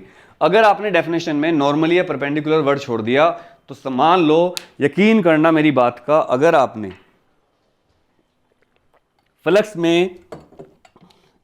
फ्लक्स में ये वर्ड छोड़ दिया कि नॉर्मली या परपेंडिकुलरली, तो यकीन मान लो आपके नंबर 0 आएंगे। एक छोटे से वर्ड से ही आपके नंबर कट जाएंगे पूरे। ये आप नोट कर लीजिए मेरी बात को। अब इलेक्ट्रिक फ्लक्स मैंने आपको बता दिया है और इलेक्ट्रिक फ्लक्स की डेफिनेशन मैंने आपको बता दी है। इसी पर बेस्ड एक साइंटिस्ट हुए हैं गॉस ने इलेक्ट्रिक फ्लक्स को एक्सप्लेन करते हुए बहुत सारी चीज़ें बनाई, जिनमें से एक चीज़ इलेक्ट्रिक डायपोल भी है। लेकिन मैं आपको पहले गॉस थ्योरम बताऊंगा। और देखिए फिजिक्स की जो बुक है आपके एनसीईआरटी, उसमें पता ही नहीं चलता। यहाँ पर इन्होंने इलेक्ट्रिक फ्लक्स शुरू किया, यहाँ पर इलेक्ट्रिक डायपोल आ गया, गॉस थ्योरम यहाँ आ गई बीच में, लेकिन किसी को पता नहीं चलेगा गॉस थ्योरम कहाँ चली गई। यही एनसीईआरटी की सबसे बड़ी कमी है कि वो कुछ आधी चीज़ें छोड़ देते हैं, फिर एग्जाम में बहुत इंपॉर्टेंट चीज़ें होती हैं। गॉस थ्योरम बहुत इंपॉर्टेंट है, सबको पता है। इस पेज में गॉस थ्योरम का डिस्क्रिप्शन दे रखा है, पर हेडिंग कहीं नहीं लिखी गॉस थ्योरम। इसके बाद इलेक्ट्रिक डायपोल शुरू कर दिया, फिर physical significance, dipole in uniform electric field, continuous charge distribution, Gauss theorem फिर यहाँ दिए, जबकि उसको वहीं दे देना चाहिए था, गॉस थ्योरम यहाँ दिए। तो ठीक है, हम एनसीईआरटी के हिसाब से पढ़ाएंगे। और अभी मैंने आपको क्या पढ़ाया, इलेक्ट्रिक फ्लक्स। अब मैं आपको बताऊंगा इलेक्ट्रिक डायपोल क्या होता है। इलेक्ट्रिक डायपोल एक बड़ा टॉपिक है। इलेक्ट्रिक डायपोल की डेफिनेशन और इसकी वजह से इलेक्ट्रिक फील्ड निकालना, दो केस में, एक्सियल और इक्वेटोरियल, दोनों मैं आपको सिखाऊंगा। दिल थाम कर देखिए पूरी वीडियो। एक वीडियो से आपका पूरा चैप्टर कवर हो रहा है, तो इससे अच्छी क्या बात क्या होगी, पूरी वीडियो आपकी समझ में आने वाली है। तो इलेक्ट्रिक फ्लक्स के बाद मैं आपको पढ़ाऊंगा इलेक्ट्रिक डायपोल क्या होता है। ठीक है, कोशिश करूंगा कि बहुत आसान लैंग्वेज में बहुत छोटे डेरिवेशन में आपको करवाऊं, जिससे आपका एग्जाम में अच्छे नंबर आ जाएं और आपका टाइम वेस्ट ना हो। मेरी वीडियो की खास बात यही रहती है कि मेरे डेरिवेशन सबसे क्रिस्पी मिलेंगे आपको। क्रिस्पी का मतलब बहुत छोटे डेरिवेशन करवाता हूं मैं, और कभी कुछ टीचर क्या करते हैं, बहुत छोटा करने के चक्कर में कुछ चीज़ें छोड़ देते हैं, स्टेप छोड़ देते हैं, और सीबीएसई में स्टेप मार्किंग होती है। अब उनको एक्सपीरियंस नहीं होता। अब मुझे तो क्या हुआ, कई साल हो गए पढ़ाते पढ़ाते, तो मुझे पता है कि मार्क्स कहाँ कट सकते हैं बच्चे के। इसलिए मैं आपको बताऊंगा जो स्टेप, वही स्टेप आपके एग्जाम में आएंगे और वही करके आपके नंबर जबरदस्त आने वाले हैं। क्लियर, समझ में आ रहा है सबको? तो चलो भाई, मैं शुरू कर रहा हूँ अभी, और उसको आप देखिएगा ध्यान से कि क्या स्टेप है, क्या करना है। सब बच्चे ध्यान से देखिए। इलेक्ट्रिक डायपोल क्या होता है? इलेक्ट्रिक डायपोल क्या होता है? अब मैंने लाइट जलाई है क्योंकि थोड़ा सा अंधेरा हो गया है, और अंधेरे की गलती भी नहीं है क्योंकि टाइम हो गया हमें पढ़ाते पढ़ाते। तो चलिए, कोई दिक्कत नहीं है। इलेक्ट्रिक डायपोल क्या होता है? सिंपल डेफिनेशन, अगर एक चार्ज पॉजिटिव रखा और एक निगेटिव रखा हो, लेकिन बहुत कम डिस्टेंस पर रखे हो, तो इस कॉम्बिनेशन को हम इलेक्ट्रिक डायपोल कहते हैं। Electric dipole is basically the combination of two equal and opposite charges. जब मैं आपको पढ़ा रहा हूं तो बाहर कोयल की आवाज़ आ रही है, आई आवाज़, माइक ले रहा है नहीं ले रहा मुझे नहीं पता, लेकिन सोचिए, गाजियाबाद जैसे शहर में, दुनिया का 2nd नंबर का पॉल्यूटेड सिटी, मैं कितना भाग्यशाली हूँ कि जहाँ मैं रहता हूँ वहाँ पर बाहर सामने एक पार्क है बहुत बड़ा, मतलब नगर निगम ऑफिस का एक बहुत बड़ा पार्क है। वहाँ पर बहुत सारे पेड़ हैं, यहाँ बहुत सारे पक्षी रहते हैं, एक पानी की टंकी है, आपने देखी होगी वीडियो में। तो यार जब आवाज़ आती है ना, मज़ा आ जाता है। तो आप कितनी भी टेक्नोलॉजी यूज़ कर लो, आप सोचते होंगे इंटरनेट, लैपटॉप, आईफोन, ये सब चीज़ें, नहीं नहीं नहीं नहीं, नेचर जो है ना भाई मज़ा आ जाता है यार। तुम सोच नहीं सकते यार कितना मज़ा आता है। ये आवाज़ सुन के मेरी थकान खत्म हो गई। सोच लो आप, कितने मिनट हो गए पढ़ाते? 48 मिनट हो गए लगातार बोलते हुए। मेरे पास कोई नोट्स नहीं है, मेरे पास कोई पर्चा नहीं लिखा हुआ, बस एक एनसीईआरटी की बुक रखी है, उसमें तो आपको पता ही क्या होता है। मैं लगातार पढ़ा रहा हूँ भाई, मुझे थकावट हो रही थी, बट ये सुनते ही मुझे थकावट खत्म हो गई। So what is electric dipole? It is the combination of two equal and opposite charges separated by a very small distance. ये डेफिनेशन आप लिख देना। मैं डेफिनेशन नहीं लिख पा रहा हूँ अभी, बस आप जब मेरी वीडियो देख रहे होंगे तो आप पेपर पे लिख लेना। यही डेफिनेशन आपके लिए सबसे छोटी बनेगी। दोबारा लिख लो, it is the combination of two equal and opposite charges separated by a very small distance. और किसी भी डायपोल की स्ट्रेंथ का कैसे पता चलता है? वो चलता है डायपोल मोमेंट से। किससे? Dipole moment. तो डायपोल मोमेंट क्या होता है? मान लो ये चार्ज प्लस क्यू है, ये माइनस क्यू है, और dipole is the only structure जिसमें डिस्टेंस को x या l नहीं लेते, r नहीं लेते, 2 लेते हैं। 2l, 2r, 2x कुछ भी ले सकते हैं। मैंने 2l लिया है, मुझे अच्छा लगता है। अगर किसी को ये पता हो 2l क्यों लेते हैं, केवल यही ऐसा पूरा टॉपिक है फिजिक्स में जहां पर डिस्टेंस को 2l लिया जाता है, 2x नहीं लिया जाता, मतलब x नहीं लिया जाता, r नहीं लिया जाता, l नहीं लेते, 2 लेते हैं। तो इसका रीजन आप कमेंट करिएगा। अगर आपने बताया तो मैं मान जाऊंगा आपको, उस बच्चे का नाम मैं कम्युनिटी टैब पर पोस्ट करूंगा अगर उसने सही रीजन बताया। और इसका सबसे फनी रीजन बताते हैं बहुत सारे टीचर भी, वो कहते हैं इससे कैलकुलेशन इजी हो जाएगी। अरे पढ़ाने वालों माफ कर दो, बच्चों को ऐसी गलत गलत बातें मत पढ़ाओ। कैलकुलेशन इजी कैसे हो जाएगी? इसमें तो चार्ज ही माइनस की पावर में होते हैं, डिस्टेंस अजीब अजीब सी होती है, तो इससे कैलकुलेशन में कोई हेल्प नहीं मिलती। इसका रीजन एक बहुत ही हार्ड कोर साइंटिफिक रीजन है जो मैं आपको बताऊंगा, अगर आप नहीं बता पाए। लेकिन मैं उम्मीद करूंगा कि आप जरूर कमेंट करके बता दोगे मुझे इसका रीजन क्या है, और मैं वेट करूंगा, नहीं तो फिर मैं बताऊंगा। अगर आप मुझे कहोगे भैया बता दो तो मैं बताऊंगा आपको, ठीक है। लेकिन अभी तो मैं वेट करूंगा आपके आंसर्स का, क्योंकि मुझे पता है मेरे बच्चे बहुत इंटेलिजेंट है, वो आंसर जरूर दे देंगे, लेकिन अभी नहीं, मैं वेट करूंगा। ओके, तो भाई मैं आपको बताता हूँ, ये गोला हटाने की कोशिश कर रहा हूँ मैं। लाइट जलाई है तो उसका गोला आ रहा है, पर कोशिश करता हूँ इसे हटाने की। अब हट गया होगा शायद, ठीक है। लो भाई हट गया, हाँ हट गया, ऑलमोस्ट हट गया। तो ये डाइपोल है। डाइपोल मोमेंट क्या होता है? डाइपोल मोमेंट, देखो भाई आपको पता है, मैं आपको कुछ बातें बताऊंगा जो कोई नहीं बताएगा। हालांकि ये क्रैश कोर्स है तो यहाँ पर बहुत सारी चीज़ें मैं नहीं बता रहा हूँ जो मुझे पता है फिजिक्स के बारे में। अगर आप, जब मैं नया कोर्स शुरू करूँगा नए साल का, तब बताऊँगा आपको कि क्या क्या चीज़ें होती हैं। देखो ये दो हाथ जोड़ते हैं ना, अभी कोरोना फैला, सबने कहा हाथ मत जोड़ो। पूरी दुनिया में अभिवादन करने के, मतलब किसी को विश करने के बहुत सारे तरीके हैं। कुछ लोग किस करते हैं गाल पे, जापान के लोग, कुछ लोग गले मिलते हैं, कुछ लोग हाथ मिलाते थे। लेकिन हम हिंदुस्तानी लोग क्या करते थे? नमस्ते जी, राम राम जी, सत श्री अकाल जी, आदाब। आदाब तो खैर ऐसे करते हैं, वो भी सही है, उसमें टच नहीं होता, किसी से टच नहीं होता। लेकिन ये हमारा तरीका देखिए, ये तरीका देखिए। अभी ये क्या है, हम ऐसे क्यों करते हैं? ये पूरा डाइपोल पर बेस्ड थ्योरी है। कमेंट करके बताना आपको उसके बारे में जानना है क्या। मैं इसके ऊपर एक वीडियो बनाऊंगा, क्योंकि अभी मैं नहीं बता सकता, ये बहुत बड़ा लेक्चर हो जाएगा फिर, और शॉर्ट वीडियो बनानी है, वन शॉट वीडियो है। तो कई टीचर तो ऐसा भी करते हैं, मैंने यूट्यूब वीडियो देखी जब मैं आपके लिए वन शॉट बना रहा था, वो one shot part 1, one shot part 2। भाई वन शॉट कैसे हुआ फिर? वो अगर वन शॉट बना रहे हो तो एक वीडियो बनाओ ना। वन शॉट का मतलब तो वन शॉट होता है। वन शॉट में #1 #2, ये क्या है भाई? इसका मतलब तो आप वीडियो बनाना चाहते हो ज़्यादा, आप ज़्यादा एडवर्टाइज चाहते हो, व्यूज चाहते हो। नहीं भाई, एक शॉट में एक वीडियो है। एक वन शॉट का मतलब ही वन वीडियो होता है। तो तुम्हारा भाई एक वीडियो बनाएगा, और हाथ जोड़ने के पीछे कितना बड़ा साइंस है वो आप हिल जाओगे। डाइपोल से कनेक्टेड है। डाइपोल मोमेंट क्या बताता है? Dipole moment actually tells the strength of dipole, electric dipole. It is denoted by P, और इसका फॉर्मूला होता है Q और बीच की डिस्टेंस। और याद रखना वेक्टर क्वांटिटी है। Dipole moment is a vector quantity. Unit क्या होती है इसकी? Coulomb metre.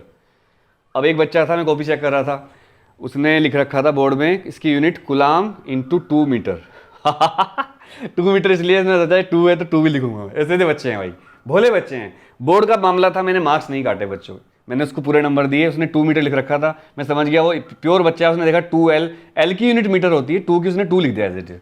तो हमारे जो हेड एग्जामिनर थे वो बहुत नाराज हुए। हमारे ऊपर एक हेड एग्जामिनर होते हैं, हम ए ही होते हैं, वो HE होते हैं। तो अभी हेड एग्जामिनर बनने में एक्सपीरियंस लगता है, टाइम लगता है। खासकर वो टीचर हेड एग्जामिनर बनते हैं जो स्कूलों में टिके रहते हैं, छोड़ते ही नहीं जॉब। मैं तो एक स्कूल में मुश्किल से 1 महीना टिकता हूँ, 6 महीने टिकता हूँ, सॉरी 1 साल टिकता हूँ, 6 महीने मेरी नहीं बनती ज़्यादा, तो मैं छोड़ देता हूँ। लेकिन कुछ टीचर होते हैं जो 20-25 साल से टिके रहते हैं एक स्कूल में भाई, सरकारी जॉब की तरह, तो उनको स्कूल वाले भेजते हैं। फिर मेरा तो मामला ऐसे ही रहता है, क्रांतिकारी वाला। तो उसने 2 मीटर लिखा, हेड एग्जामिनर बोला ये क्या है, नंबर क्यों दे रहे हो? मैं नंबर दूंगा बच्चे को, चाहे आप मेरी शिकायत कर दो, नंबर दूंगा भाई। भाई 2 की तो कोई यूनिट नहीं होती, L की यूनिट मीटर लिखी बच्चे ने, कुलाम की चार्ज की कुलम लिखी, 2 लिखा उसने। भाई नंबर कैसे काट लोगे यार तुम? बच्चे के नंबर काट लोगे क्या तुम? मैं भिड़ गया भाई उससे। नोएडा की बात है, नोएडा की बात है भाई। शिकायत करी उसने मेरी, कोई बात नहीं, बच्चे के नंबर फुल दिए मैंने। और बाद में बोर्ड ने एक्सप्लेन किया, ठीक किया आपने, नंबर दिए बच्चों को, तुम्हारे भाई की जीत थी, नंबर निकटने दिए बच्चे के, नहीं तो फेल हो जाता बच्चा। क्यों होता, क्यों करा मैंने से, इतना रिस्क क्यों लिया? भाई बच्चे के 22 नंबर आ रहे थे, इसके नंबर, ये 2 नंबर का था, अगर मैं 1 नंबर देता तो उसके नंबर मतलब 23 नंबर पूरे बैठे थे। अगर मैं 2 दूँ और 1 देता तो मैं उसके 22 हो जाते। भाई 23 पे पास होते हैं, मैंने पास कर दिया उसको। हेड एग्जामिनर कह रहा फेल करूँगा, नहीं सर फेल नहीं करूँगा, बच्चा पास है सही किया गलत किया कमेंट कर देना। तो डाइपोल मोमेंट हो गया। अब इलेक्ट्रिक फील्ड भी, डाइपोल भी अपना इलेक्ट्रिक फील्ड जनरेट करता है। क्यों करता है मैं बताता हूँ। एक अकेला चार्ज अगर कहीं रखा हो तो उसका इलेक्ट्रिक फील्ड होता है 1/4πε0 Q/r²। याद रखना, इलेक्ट्रिक फील्ड का और डिस्टेंस का इन्वर्सली स्क्वायर का रिलेशन होता है। इलेक्ट्रिक फोर्स का और डिस्टेंस का भी इन्वर्सली स्क्वायर का रिलेशन होता है। लेकिन पोटेंशियल का डिस्टेंस के साथ r का रिलेशन होता है, वो भी माइनस का। पोटेंशियल की बात नेक्स्ट चैप्टर में पढ़ेंगे। दो याद रखना, इलेक्ट्रिक फील्ड और फोर्स ये तो आर स्क्वायर के प्रोपोर्शनल होते हैं, लेकिन पोटेंशियल आर के इन्वर्सली प्रोपोर्शनल होता है और ये आर स्क्वायर के इन्वर्सली प्रोपोर्शनल होते हैं। इसको इन्वर्स स्क्वायर लॉ कहते हैं। फोर्स और electric field inverse square law को फॉलो करते हैं, पोटेंशियल नहीं करता है। क्या नहीं करता है? अरे पढ़ने वालों, फोर्स और electric field inverse square law को फॉलो करते हैं, पोटेंशियल नहीं करता मेरे बच्चों, पोटेंशियल नहीं करता है। याद रखना इस बात को, बहुत काम की बात बता रहा हूं।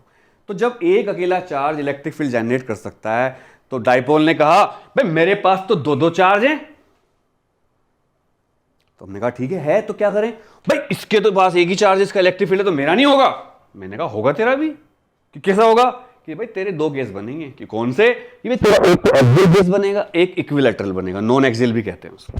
उसने कहा क्या मतलब? कि देख भाई ये तू डाइपोल है, प्लस चार्ज माइनस चार्ज, तो तेरा ये सेंटर है, सेंटर से तेरे एक चार्ज यहाँ रखा है, उस पर इलेक्ट्रिक फील्ड निकालना है, तो तेरी एक्सियल लाइन की सीध में है, तो इसको एक्सियल पॉइंट कहते हैं। पर अगर वो चार्ज तेरे परपेंडिकुलर चला जाए सेंटर में, तो क्या बोलेंगे? इक्विलैटरल। ऐसे चार्ज यहाँ पर है तो क्या बोलेंगे? इक्विलैटरल। और चार्ज यहाँ पर है तो क्या बोलेंगे? एक्सियल। उसने कहा ठीक है मुझे दोनों बताओ। तो बोर्ड को ये बात पसंद आ गई। अब बोर्ड ने बहुत इंपॉर्टेंट डेरिवेशन की लिस्ट में डाल रखा है। मतलब किसी इलेक्ट्रिक डाइपोल की वजह से इलेक्ट्रिक फील्ड के दो केस होते हैं, वैसे एक और भी होता है थीटा वाला, वो इतना इंपॉर्टेंट नहीं है। एक एक्सियल और एक इक्वेटोरियल, दोनों तुम्हारा भाई तुम्हें बता रहा है शॉर्टकट में, याद करोगे। इतने छोटे डेरिवेशन आपको कोई नहीं बताएगा। Electric field due to a dipole in axial case, कितना आसान बताऊंगा, सोच नहीं सकते, हिल जाओगे। Electric field due to dipole in axial position, भाई हिल जाओगे तुम। देखो electric field due to a dipole in axial position. Axial position में इलेक्ट्रिक फील्ड का फॉर्मूला, कौन सी पोजीशन में? एक्सियल पोजीशन में इलेक्ट्रिक फील्ड का फॉर्मूला कैसे डिराइव करेंगे ये बताने वाला हूं मैं। एक्सियल केस क्या होता है वो सीख लेते हैं पहले। देखो आसान है, ये प्लस चार्ज है, ये माइनस चार्ज है, माइनस क्यू प्लस क्यू। किसी बुक में आप माइनस लिख रखा है, प्लस लिख रखा है, उससे कोई फर्क नहीं पड़ेगा। प्लस क्यू माइनस क्यू, ये डाइपोल है, ये इसकी लाइन है, यहाँ सेंटर है। डाइपोल की लेंथ होती है टोटल 2L होती है ना, बताया था मैंने। तो ये L हो जाएगा, ये भी L हो जाएगा। इसके सेंटर से यहाँ से R डिस्टेंस पर एक चार्ज रखा हुआ है Q नोट, यहाँ पर मुझे इलेक्ट्रिक फील्ड निकालना है। ये है केस। चूंकि ये इसकी एक्सिस की सीध में है, इसलिए इसको एक्सियल लाइन बोलते हैं। यहीं पर मैं डेरिवेशन कर देता हूँ, पूरा डेरिवेशन। देखो भाई ये प्लस चार्ज है, ये Q नोट है, इनके बीच में जो इलेक्ट्रिक फील्ड होगा प्लस प्लस, इस तरह देख लो आप, ऐसे रूल नहीं है, बस समझने के लिए आपके लिए। ये प्लस, या इसको ऐसे मानो आप कि इसका जो डिस्टेंस है यहाँ से यहाँ तक कितना है? R। ये डिस्टेंस कितना है? R। तो आप मुझे बताइए, अगर ये डिस्टेंस R है और ये L है, ये L है इतना, तो ये कितना बचेगा? ये डिस्टेंस बचेगा R माइनस L, ये वाला। और ये डिस्टेंस कितना होगा? यहाँ तक तो R, और ये L और बचा है इतना, देखो L है, ये कितना है? L। तो R प्लस L, तो ये कितना हो गया? R plus L। ठीक है। अब क्या होगा, देखो इलेक्ट्रिक फील्ड जो होता है, मैंने आपको बताया इलेक्ट्रिक फील्ड इन्वर्सली प्रोपोर्शनल होता है डिस्टेंस के। तो इस वाले चार्ज का इलेक्ट्रिक फील्ड इस पॉइंट के ऊपर ज़्यादा होगा क्योंकि इसकी डिस्टेंस बहुत कम है, और इस वाले इलेक्ट्रिक फील्ड की डिस्टेंस ज़्यादा है, तो इसका इलेक्ट्रिक फील्ड क्या होगा? कम। मान लो इसका इलेक्ट्रिक फील्ड है E2 और इसका इलेक्ट्रिक फील्ड है E1, ऐसे है। ये इसका इलेक्ट्रिक फील्ड E1 और इसका दूसरे वाले का E2। तो यार एक बात सोचो, E1 जो है, E1 is much greater than E2, E1 is much greater than E2। और आप ऐसा करो, इन चार्ज को आप Q1 Q2 ले लो, सारा झगड़ा ही खत्म कर देते हैं। Q1 Q2, हम प्लस माइनस की बात नहीं कर रहे हैं। Q1 चार्ज बहुत दूर है, इसकी डिस्टेंस कम है, तो इसका इलेक्ट्रिक फील्ड बहुत ज़्यादा होगा, तो इसका इलेक्ट्रिक फील्ड E1 है। E1 is the electric field due to Q1, और E2 is the electric field due to Q2। Q2 बहुत नज़दीक है, इसकी डिस्टेंस कम है, डिस्टेंस कम होने से इसका इलेक्ट्रिक फील्ड ज़्यादा हो जाएगा, तो E2 ज़्यादा हो जाएगा। E2 is greater than E1, क्योंकि हमने पहले प्लस उधर लिया था, माइनस उधर लिया था। तो दोबारा देख लीजिए, Q2 का इलेक्ट्रिक फील्ड E2 है और ये E2 है, E2। Q2 का इलेक्ट्रिक फील्ड E2 और Q1 का इलेक्ट्रिक फील्ड E1। Q2 जो Q1 है बहुत दूर है, उसकी डिस्टेंस ज़्यादा है, डिस्टेंस ज़्यादा होने से इलेक्ट्रिक फील्ड क्या हो जाएगा? कम, यानी कि E1 कम होगा, E2 क्या होगा? ज़्यादा। तो E नेट या E एक्सियल कितना होगा? E एक्सियल होगा E2 माइनस E1। ये कहानी है इसके पीछे की। तो भाई चलो E2 कितना होगा फिर? 1/4 पाई एप्सिलॉन नॉट, फॉर्मूला लगा रहा हूँ मैं, इसकी वजह से E2 किसकी वजह से है? Q2 की वजह से। तो Q2 और डिस्टेंस कितना है Q2 का यहाँ से? R माइनस L, तो आर माइनस एल का whole square minus e one किसका इलेक्ट्रिक फील्ड है, क्यू वन का, फॉर्मूला वही लगेगा 1/4πε0 Q1 अपॉन आर स्क्वायर, लेकिन आर कितना है इसका, आर प्लस एल है। एक एक पॉइंट देख लो। अब आप मुझे बताओ, अगर मैं स्मार्ट बोर्ड पे पढ़ाता और ये सब लिखा होता पहले से ही, और बस मैं अपने मार्कर से, जो इलेक्ट्रॉनिक मार्कर होता है उससे गोले गोले करते रहता, ये कर लो ये कर लो, मज़ा आता क्या। अब मैं आपके सामने कर रहा हूँ, आपको अच्छा लग रहा होगा, मुझे ऐसी उम्मीद है कि आपको अच्छा लग रहा है, सर हमारे सामने कर रहे हैं। तो बस अब आपको सोल्व करना है इसको। सोल्व कैसे करेंगे, इनके जो इनमें कॉमन चीज़ है वो बाहर ले लो। 1/4πε0 कॉन्स्टेंट कॉमन आ जाएगा, इसके अलावा कुछ नहीं कॉमन आएगा। अंदर जो बचेगा, यहाँ तक आ रहा है बोर्ड में, आ रहा है, नीचे आपका जो आएगा एलसीएम वो आएगा आर माइनस एल का whole square, R plus L का whole square, R minus L into R plus L हो जाएगा R square minus L square, तो are square minus L square का होल स्क्वायर। ठीक है बच्चों, ये देखो यहाँ तक ही बोर्ड आ रहा है बस, तो मैं वहीं तक लिखूंगा। अब इससे डिवाइड करेंगे इसको, जब इससे इसको डिवाइड करेंगे तो ये बचेगा, तो ऊपर आएगा आर प्लस एल का होल स्क्वायर माइनस, जब इससे डिवाइड करेंगे इसको तो बचेगा ये वाला आर माइनस एल, तो यहाँ बचेगा आर माइनस एल का होल स्क्वायर। यहाँ तक दिक्कत किसी को। अब हम एक जुगाड़ करेंगे, हम लिखेंगे कि जो एल है वो बहुत छोटा है आर से, इसके लिए एल स्क्वायर क्या हो जाएगा, नेग्लिजिबल हो जाएगा। एल स्क्वायर को हम छोड़ देंगे ऑलमोस्ट, तो हमारे पास जो ई नेट बचेगा वो बचेगा 1/4πε0, और ये जो ब्रैकेट है इसको हम खोल देते हैं, आर स्क्वायर छोटा लिख रहा हूँ, L square plus 2RL minus, इसको खोलेंगे तो are square minus L square, ये -2RL माइनस माइनस प्लस हो जाएगा 2RL, और भाई नीचे तुम्हारा बचेगा, इसको तो छोड़ दिया हमने, आर की स्क्वायर का स्क्वायर आर की पावर 4, ये बचेगा। ये स्टेप बहुत कम बच्चों को समझ में आता है, अब लिख लो, देख लो, मैं यहाँ दिख रहा हूँ तुम्हें, मैं इधर खड़ा होंगे थोड़ा सा, मैं राइट ही हूँ तो मैं इधर से लिखने में दिक्कत आएगी, चलो ऐसे लिख ले, नहीं दिक्कत आ रही थोड़ी सी, इधर ही खड़ा हो जाता हूँ। तो देखो भाई, आर स्क्वायर से r square cancel, l square से एल स्क्वायर कैंसिल, ऐसे काटने में बड़ा मजा आता है ना बच्चों जब कटता है। तो हमारे पास क्या बचा, 1/4πε0, 2RL कितना हुआ 4RL, और नीचे क्या है आर की पावर 4। भाई आर की एक पावर से एक पावर कैंसिल हो जाएगी, तो क्या, और हाँ बाहर एक क्यू भी था, डाइपोल था ये, तो यहाँ पर एक काम करेंगे हम, Q1 Q2 हमने मान लिया, ये मैं भूल गया माफ करिएगा, Q1 Q2 को Q मान लिया हमने, तो Q हमने यहाँ पर कॉमन ले रखा, ठीक है, क्योंकि डाइपोल की शर्त होती है कि दोनों चार्ज बराबर होने चाहिए, मैंने वहाँ Q1 Q2 आपको समझाने के लिए बताया था। तो हम ये मान लेते हैं, लेट Q1 = Q2 = Q, और प्लस माइनस हमने छोड़ रखे हैं, एक प्लस चार्ज एक माइनस चार्ज है, उससे हमने नहीं ले रखा, हमने इसको डायरेक्ट ले लिया। तो भाई क्या यहाँ Q बचा, तो क्या हुआ 1/4πε0 Q अपॉन, अब क्या बचा 4L/R3, ये बचा।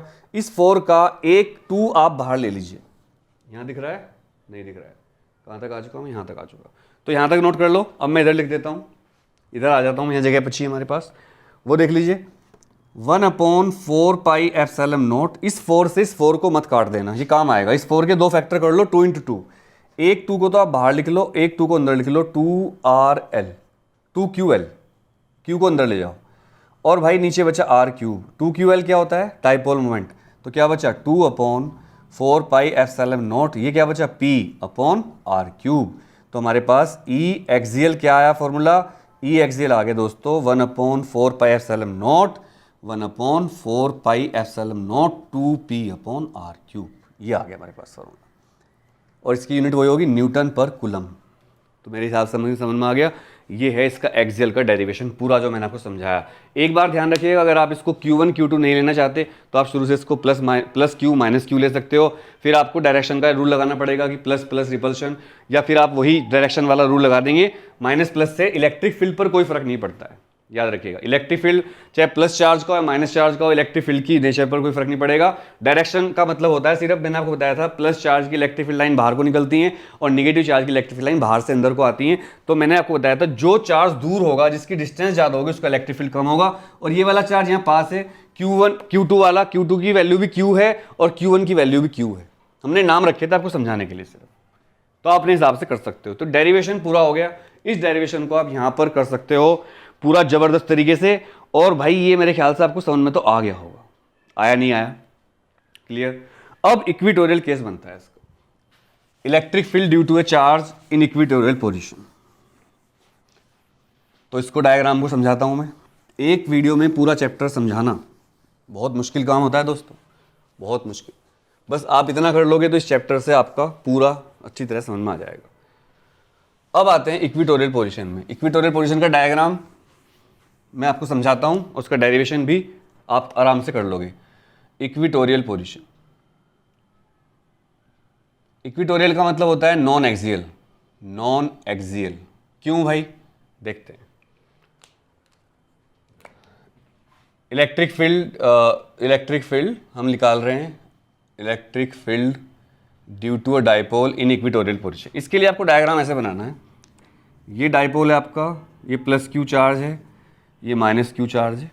अब इस बार जो पॉइंट था ओ यहाँ था, सेंटर हमने यहाँ लिया था। इस बार जो आर पॉइंट, ये पी पॉइंट है, यहाँ ऊपर लेना है आपको ऐसे। ये पी पॉइंट ऊपर ले लिया हमने, थोड़ा और नीचे को ले लेते हैं। ये पी, यहाँ पर एक चार्ज रखा है क्यू नॉट, तो इसको मिला दीजिए, इसको मिला दीजिए। ये एल, ये आर, तो ये कितना होगा l square plus r square का अंडर रूट। ये भी कितना होगा l square plus r square का अंडर रूट। ठीक है, क्लियर हुआ।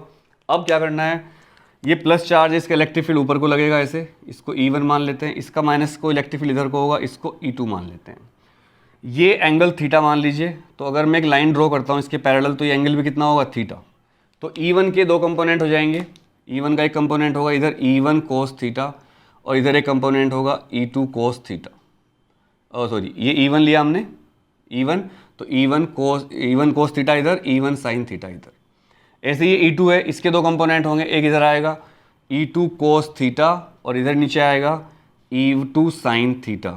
E2 sine theta E1 sine theta से कैंसिल हो जाएगा, तो आपका जो बचेगा E इक्विटोरियल वो आएगा E1 cos theta plus E2 cos theta. Logically E1 का मैग्नीट्यूड E2 के मैग्नीट्यूड के बराबर होगा, उसको हम E मान लेते हैं, यहाँ लिख देना लेट।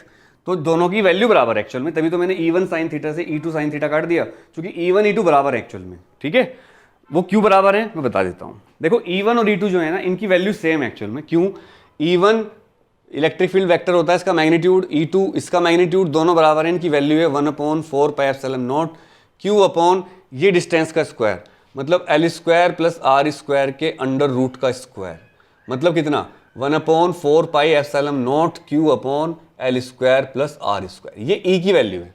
E1 की वैल्यू भी इतनी है, E2 की वैल्यू भी इतनी है, और इसको हमने E लिख रखा है, इसको हमने E मान रखा है। क्लियर।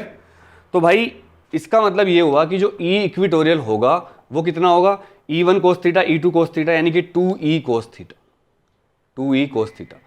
और 2E की वैल्यू कितनी है 1/4 pi epsilon not Q upon R square plus L square. और कोस थीटा की वैल्यू क्या होगी इस वाले ट्रायंगल से, कोस थीटा होता है बेस अपॉन हाइपोटेनियस, तो यहाँ से कोस थीटा की वैल्यू होगी बेस L और हाइपोटेनियस है अंडर रूट L स्क्वायर प्लस R स्क्वायर। तो ये वाली कोस थीटा की वैल्यू मैं यहाँ रख दूंगा, तो रखते हैं भाई। चलो, तो क्या आई L upon under root R square plus L square का अंडर रूट, ऐसे आ गया। तो बस यार अब तो आसान हो गया क्वेश्चन। ये 2QL ये क्या बना मिलकर P, तो 1/4 पाई एप्सिलॉन नॉट को अलग रखा करो, और ये 2QL क्या बन गया P, और R square plus L square की पावर 1/2 यहाँ पर है और 1 यहाँ पर है, तो 3/2 हो गई। अब अप्रोक्सीमेशन लेते हैं कि L बहुत छोटा है R से, इसका मतलब L स्क्वायर को हम नेग्लिजिबल कर देंगे, तो क्या बचेगा E इक्विटोरियल, अब वो आएगा 1/4 pi epsilon not P upon, इसको छोड़ दिया हमने, तो R स्क्वायर की पावर 3/2, 2 से 2 क्या हो गया कैंसिल, तो क्या बना 1/4 pi epsilon not P upon R cube. ये देखो ये आ गया। और इससे क्या पता चला, जब हमारा एक्सियल आया था तो वो आया था यहाँ पर 2P और यहाँ पर आया P। इसका मतलब ये हुआ कि जो डाइपोल का इलेक्ट्रिक फील्ड एक्सियल केस में होता है वो डबल होता है इलेक्ट्रिक फील्ड के किसके, इक्विटोरियल केस। किसी डाइपोल के लिए फॉर डाइपोल एक्सियल वाला इलेक्ट्रिक फील्ड जो होता है वो इक्विटोरियल के इलेक्ट्रिक फील्ड का डबल होता है। और अगर मैं पिछले 1 घंटे से 1 घंटा 8 मिनट हो गए मुझे लगातार पढ़ाते हुए, कोई मैंने पॉज नहीं किया, कोई कट नहीं मारा, लगातार मैं आपको पढ़ा रहा हूँ, 1 घंटा 8 मिनट से मेरा गला भी बैठ चुका है दोस्तों, तो आप सोच लीजिए मैं कितना सीरियस हूँ आपको पढ़ाने के लिए। एक थोड़ा सा पानी लेके आता हूँ, यहाँ का पानी खत्म हो गया, इसको आप नोट कर लीजिए फटाफट।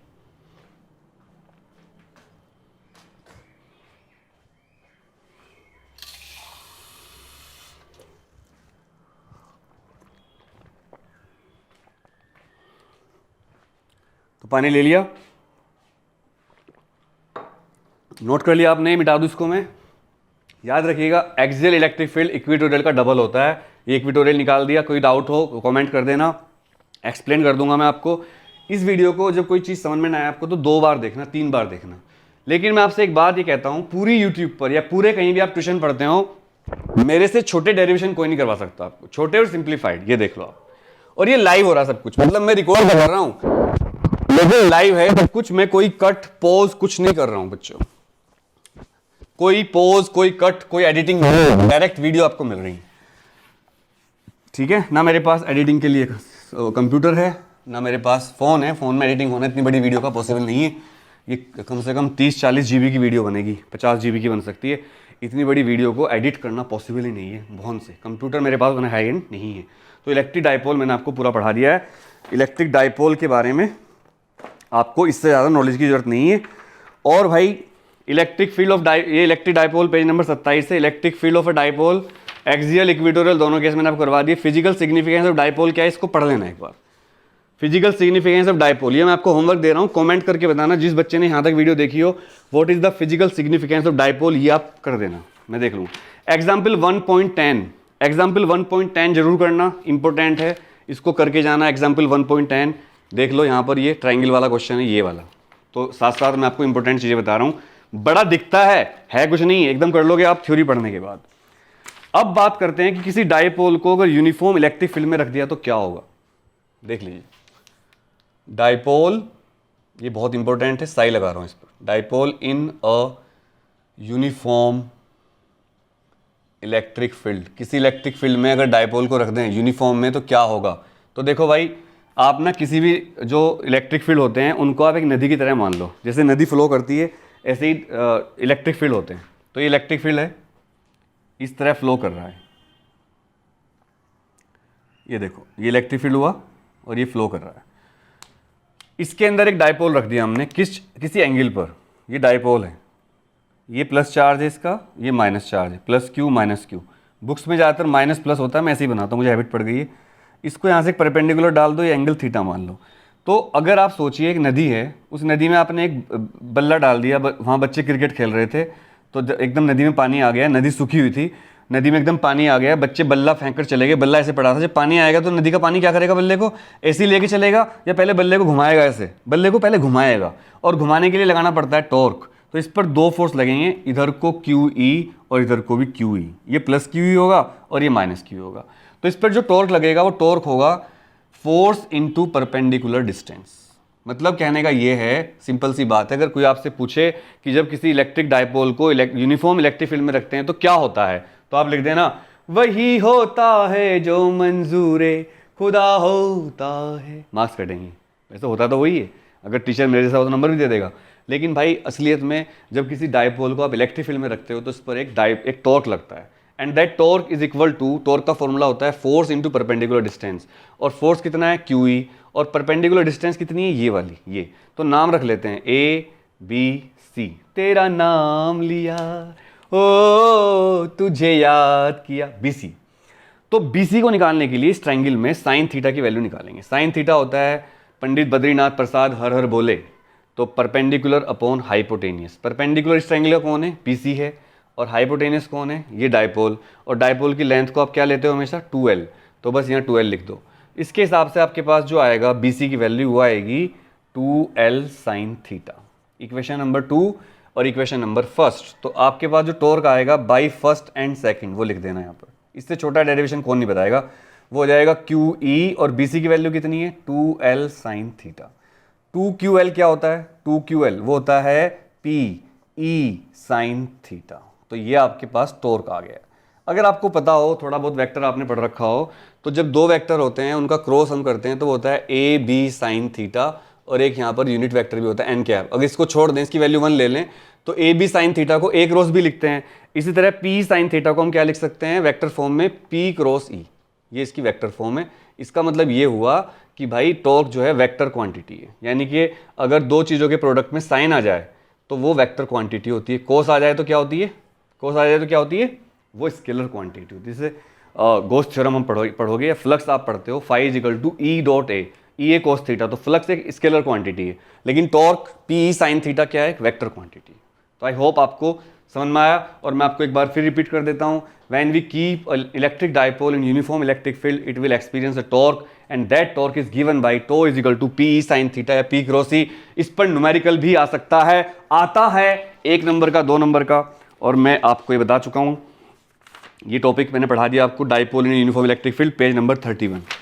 इसी टॉपिक को टीचर पढ़ाने में, जब हम ट्यूशन में पढ़ाते हैं इसको, हमारे पास बच्चे आते हैं, खासकर वो टीचर जो पर मंथ फीस लेते हैं, तो इसी एक चैप्टर को पढ़ाने में 1 महीना लगा देते हैं कई बार। तो कमेंट करके बताइएगा, अगर आप ट्यूशन पढ़े हो तो 1 महीने तक लग जाता है, मतलब 1 महीने में 12 दिन पढ़ाते हैं टीचर, तो 10 क्लास तक ले लेते हैं। मैं आपको 1 क्लास में खत्म कर रहा हूँ। अब अपने नेक्स्ट टॉपिक पर आते हैं, पेज नंबर 32 पर आ चुके हैं, continuous charge distribution. Continuous charge distribution क्या होता है, इसको मिटा रहा हूँ मैं, स्क्रीनशॉट ले लेके आप समझ सकते हो या बार बार पढ़ लेना, इससे छोटे डेरिवेशन तो नहीं मिलेंगे आपको। कंटिन्यूस चार्ज डिस्ट्रीब्यूशन के बाद गॉस थ्योरम, उसके बाद उसकी एप्लीकेशन, चैप्टर खत्म हो जाएगा आपका। तो what is continuous charge distribution, page number 32 पर आ चुका हूं, देख लीजिए आप। 1 घंटे से ज़्यादा की वीडियो हो गई, कितनी टाइम हो गया देख लो। Continuous charge distribution, continuous charge distribution, और अभी हम कितने टाइम पर आ चुके हैं वीडियो के, हम आ चुके हैं 1 घंटा 15 मिनट, 1 घंटा 15 मिनट पर कंटिन्यूस चार्ज डिस्ट्रीब्यूशन पर। ये क्या है देखिए, ये 3 तरह का होता है। लीनियर चार्ज डेंसिटी, आसान है बहुत, लीनियर चार्ज डेंसिटी। ये थ्योरम ये कहती है, मतलब ये थ्योरी, कि जब आप किसी ऑब्जेक्ट को चार्ज देते हो तो उसमें चार्ज यूनिफॉर्मली डिस्ट्रीब्यूट हो जाता है उसकी शेप के हिसाब से। For example, continuous charge distribution में लीनियर चार्ज डेंसिटी होती है। इसके 3 पार्ट होते हैं, चलो एक साथ ही बता देता हूँ, समझ में आ जाएगा आपको। तो इसकी थ्योरी तो ये है कि जब किसी चीज़ को हम चार्ज देते हैं तो उसकी शेप के, वॉल्यूम के, लेंथ के हिसाब से बराबर बराबर डिस्ट्रीब्यूट हो जाता है। तो इसका पहला पार्ट है linear charge density, linear charge density. अब ये लीनियर चार्ज डेंसिटी का मतलब है, इसको लैम्डा कहते हैं। मान लो आपके पास कोई रोड है, इस रोड की लेंथ है L और इसको आपने टोटल चार्ज कितना दिया Q, तो लैम्डा होता है total charge upon total length. L capital ले रहा हूँ मैं, और इसकी यूनिट क्या बनेगी, कूलम्ब पर मीटर। तो इसको बोलते हैं linear charge density. I hope समझ में आ गया होगा। दूसरा आता है दोस्तों सरफेस या एरिया चार्ज डेंसिटी, सरफेस या फिर एरिया चार्ज डेंसिटी। इसको आप समझ ही गए होंगे इससे ही। अगर मेरे पास एक लैमिना है, लैमिना वो होते हैं जिनमें लेंथ और विड्थ तो होती है, लेकिन विड्थ बहुत कम होती, मतलब मोटाई बहुत कम होती है, उनकी डेप्थ कम होती है, तो इसका एरिया को हम A मान लेते हैं। और इसको आपने कितना चार्ज दिया, Q, और इसको हम डिनोट किससे करते हैं, इसको लैम्डा से करते थे, इसको हम सिग्मा से करते हैं, या अलग अलग लैम्डा होता है, बहुत सारी यूनिट्स होती हैं, मतलब सिंबल अलग अलग हो सकते हैं, सिंबल का कोई ज़्यादा खास फर्क नहीं होता। लैम्डा होता है और रो होता है वॉल्यूम के लिए, इसके लिए सिग्मा ले लेते हैं। तो सिग्मा होता है total charge given upon total area. तो बताओ यूनिट क्या होगी, सिंपल कूलम्ब पर मीटर स्क्वायर। और तीसरा होता है भाइयों बहनों volume charge density, volume charge density. इसका यूज़ होता है गॉस थ्योरम के एप्लीकेशन में बहुत ज़्यादा। वॉल्यूम चार्ज डेंसिटी को रो कहते हैं, रो। इसको क्या कहते थे, सिग्मा, और इसको क्या कहते हैं, लैम्डा। तो इसका फॉर्मूला तो आप समझ गए होंगे। अगर मेरे पास कोई क्यूब है, 6 लैमिना को मिलने से क्यूब बनेगा, इसका वॉल्यूम मान लो कितना है V, इसको चार्ज कितना दिया Q, तो ये होगा जो रो की यूनिट होती है, रो ऐसे बनाते हैं, total charge given upon total volume, तो यूनिट बन जाएगी कूलम्ब पर मीटर क्यूब, कूलम्ब पर मीटर क्यूब। तो इसी को बोलते हैं लीनियर चार्ज डेंसिटी, जो कि मैंने आपको linear charge density lambda, surface charge density sigma और वॉल्यूम चार्ज डेंसिटी रो, तीनों मैं आपको बता चुका हूँ और तीनों ही आपकी समझ में आ गए होंगे। क्लियर? अब मैं आपको बता रहा हूँ नेक्स्ट गॉस थ्योरम क्या होती है। इसके बाद डायरेक्ट हम गॉस थ्योरम पर आते हैं। पेज नंबर है 33, ये पेज नंबर 32 था, अब 33 पर आते हैं। गॉस थ्योरम के बाद इसके एप्लीकेशन और उसके बाद चैप्टर खत्म। व्हाट इज गॉस थ्योरम, उसमें थोड़ा एक्सप्लेन करूंगा मैं, और फिर आपकी एक एप्लीकेशन पढ़ाऊंगा आपको। 2 एप्लीकेशन आप खुद कर लोगे, वैसे बहुत ईजी है। लगातार पढ़ाना बहुत मुश्किल होता है बच्चों। इस वीडियो को कोई एडिटिंग नहीं होगी, डायरेक्ट आपको मिलेगी, तो थोड़ा प्यार दे दीजिएगा चैनल को। पेज नंबर 33 गॉस थ्योरम, कोई फीस नहीं देनी, फीस है आपका प्यार। और मेरा आशीर्वाद है कि जो भी इस वीडियो को देख रहा है, पढ़ रहा है, भगवान उन सबके अच्छे नंबर देना। अगर भगवान ये मानते हैं और आप भी मानते हैं, मैं मेहनत कर रहा हूँ, तो जो बच्चा मेरे चैनल पे पढ़ेगा उसको ऐसी कामयाबी देना कि जो उसने खुद भी सोचा ना हो कि इतनी कामयाबी मुझे मिल सकती है। गॉस थ्योरम क्या कहती है? गॉस थ्योरम बहुत छोटी सी थ्योरम है। देखो, फ्लक्स निकालने का फॉर्मूला होता है E.A, मतलब अगर आप इलेक्ट्रिक फील्ड को एरिया से प्रोडक्ट कर देते हो तो फ्लक्स निकल जाता है। लेकिन गोस्ट साइंटिस्ट थे बड़े इंटेलिजेंट, उन्होंने कहा कि अगर आपको बस ये पता हो कि आपने किसी सरफेस को क्यू चार्ज दिया है, लेकिन आपको ये ना पता हो इलेक्ट्रिक फील्ड कितना है, आपको ये भी ना पता हो एरिया कितना है, तो भी आपको फ्लक्स निकालना हो, तो गोस्ट थ्योरम कहती है कि the net electric flux associated with a close surface, यानी कि ई डॉट डी एस, ये देखो ये वही तो है फ्लक्स, ये इलेक्ट्रिक फील्ड और छोटा सा एरिया, मतलब पूरा एरिया नहीं पता हमें, पर हमने इसके छोटे छोटे टुकड़े कर दिए और इसके एक टुकड़े का एरिया कितना है ds। तो according to Gauss theorem the net electric flux associated with the close surface is equal to Q upon epsilon naught. या फिर अगर आप डेफिनेशन लिखोगे तो आप लिखोगे according to Gauss theorem the net electric flux associated with the close surface is equal to 1 upon epsilon naught times of the total charge enclosed by the surface. Physics में language का बहुत meaning होता है बच्चों, language गई तो आपकी definition पूरी खत्म हो जाएगी। तो देखो निकाला वही ई डॉट ए, लेकिन क्यू अपॉन एप्सिलॉन नॉट से निकाला। तो इसकी दोनों की कंपैरिजन करने से हमारे पास ये बात आती है कि ई डॉट ए जो होता है वो क्यू अपॉन एप्सिलॉन नॉट होता है। और इसका प्रूफ आपके एग्जाम में आता है, तो प्रूफ करना बहुत ईजी है, कुछ नहीं करना, आपको लेफ्ट हैंड साइड लेनी है। ये एरिया इंटीग्रेशन होता है, इसके ऊपर ऐसे लगा देते हैं, इसको एरिया इंटीग्रेशन बोलते हैं, एल लिख दिया तो लाइन इंटीग्रल बोलते हैं। तो क्या लिखेंगे ई डॉट डी एस, ऐसे लिख दिया। अब ई की वैल्यू लिख दो, ई की वैल्यू क्या होती है 1 अपॉन 4 पाई एप्सिलॉन नॉट। किसी क्यू चार्ज की वजह से आर डिस्टेंस पर अगर रेडियस को आर मान लेते हैं, क्यू चार्ज की वजह से इलेक्ट्रिक फील्ड जनरेट होगा क्यू अपॉन आर स्क्वायर, और डी एस ऐसे ही रखा। जो कांस्टेंट था उनको बाहर ले लिया, कांस्टेंट है 1 upon 4 pi epsilon naught q upon r square, और अंदर बचा खाली डी एस। अब आप मुझे बताइए, ये पूरा एरिया जो है ए था, इसके छोटे छोटे पार्ट्स थे डी एस, जिसे पिक्सल बोलते हो आप। जब भी आप कोई फोटो देखते हो, अखबार की फोटो देखना खासकर, तो अखबार की फोटो को आप लेंस से देखना है, बहुत नज़दीक लाकर देखना, छोटे छोटे डॉट मिलेंगे आपको। असल में दुनिया की जितने भी फोटो छपते हैं, कुछ भी आप वीडियो देखते हो, वीडियो में आप देख रहे हो पिक्सल से बनी है। मेगापिक्सल मतलब 10 lakh pixel, 1 megapixel 10 lakh pixel होते हैं। तो एक कैमरा मान लो 10 मेगापिक्सल का है, तो इसमें 10 × 10 लाख पिक्सल आप देख रहे हो इस टाइम। जितने ज़्यादा पिक्सल होते हैं उतना ही ज़्यादा डेंस्ड होता है। तो हमने इसको बहुत सारे छोटे छोटे एरिया में तोड़ लिया। एक एरिया ds है, तो जो इंटीग्रेशन ऑफ ds होगा उसका मतलब होगा, यहाँ दिख रहा है, हाँ दिख रहा है, 1 upon 4 pi epsilon naught q upon r square, और इंटीग्रेशन ऑफ ds होगा ds प्लस ds, जितने भी ds हैं n तक। तो यार सब कुछ जोड़ लोगे तो होगा तो टोटल एरिया ही, और टोटल एरिया कितना मान रखा हमने, ए मान रखा है। तो यार रख दो फिर 1 upon 4 pi epsilon naught q upon r square, ये क्या आ जाएगा एरिया।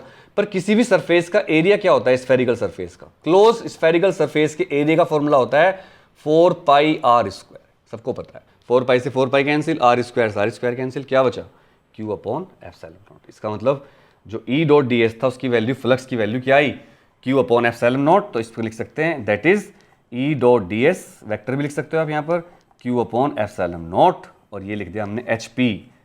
HP का मतलब क्या है, हिमाचल प्रदेश, ना हैंस प्रूव्ड। तो ये है गोस्ट थ्योरम का प्रूफ।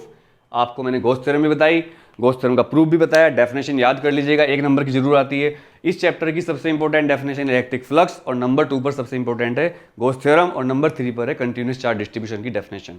इसके बाद डेरिवेशन अगर आप मुझसे पूछोगे तो एक्सियल इक्वेटोरियल टॉर्क, और फिर जो ये गोस्ट थ्योरम इसका डेरिवेशन। अब गोस्ट थ्योरम की एप्लीकेशन पर आते हैं। तो ये मिटा दूं मैं, मन तो नहीं कर रहा मिटाने का, मुझे खुद अच्छा लग रहा है कि मैं आज आपको इस तरह पढ़ा रहा हूँ। अभी तक तो हम यही पहचानते कि अनुराग सर तो बस न्यूज़ देते हैं, तो आज मैं आपको पढ़ा रहा हूँ, मुझे अच्छा लग रहा है। अब देखते हैं कितना प्यार देते हो आप इस वीडियो को, कितना शेयर करते हो अपने दोस्तों को, और कितना इसको आप लाइक करते हो, और कितना आपके काम आती है। काम तो आएगी गारंटीड, जब मैं मेहनत कर रहा हूँ तो काम तो आएगी, नहीं हो रहा है कि आपके बहुत काम आएगी। अब मैं एनसीईआरटी पर आ गया हूँ। देखो एनसीईआरटी पर गोस लॉ मैंने आपको पढ़ाया, ये डायग्राम। इसके बाद एग्जाम्पल 1.11, पेज नंबर है, मैं बता देता हूँ 35, पेज नंबर 35, एग्जाम्पल 1.11 जरूर करना, आ सकता है आपके एग्जाम में। और ये क्वेश्चन भी बहुत देते हैं, एग्जाम्पल 1.12, एग्जाम्पल 1.12 बहुत देते हैं, यकीन करिए। अब हम आते हैं पेज नंबर 37, ये पेज नंबर 37, यहाँ पर application of goes loss, page number 37, application of.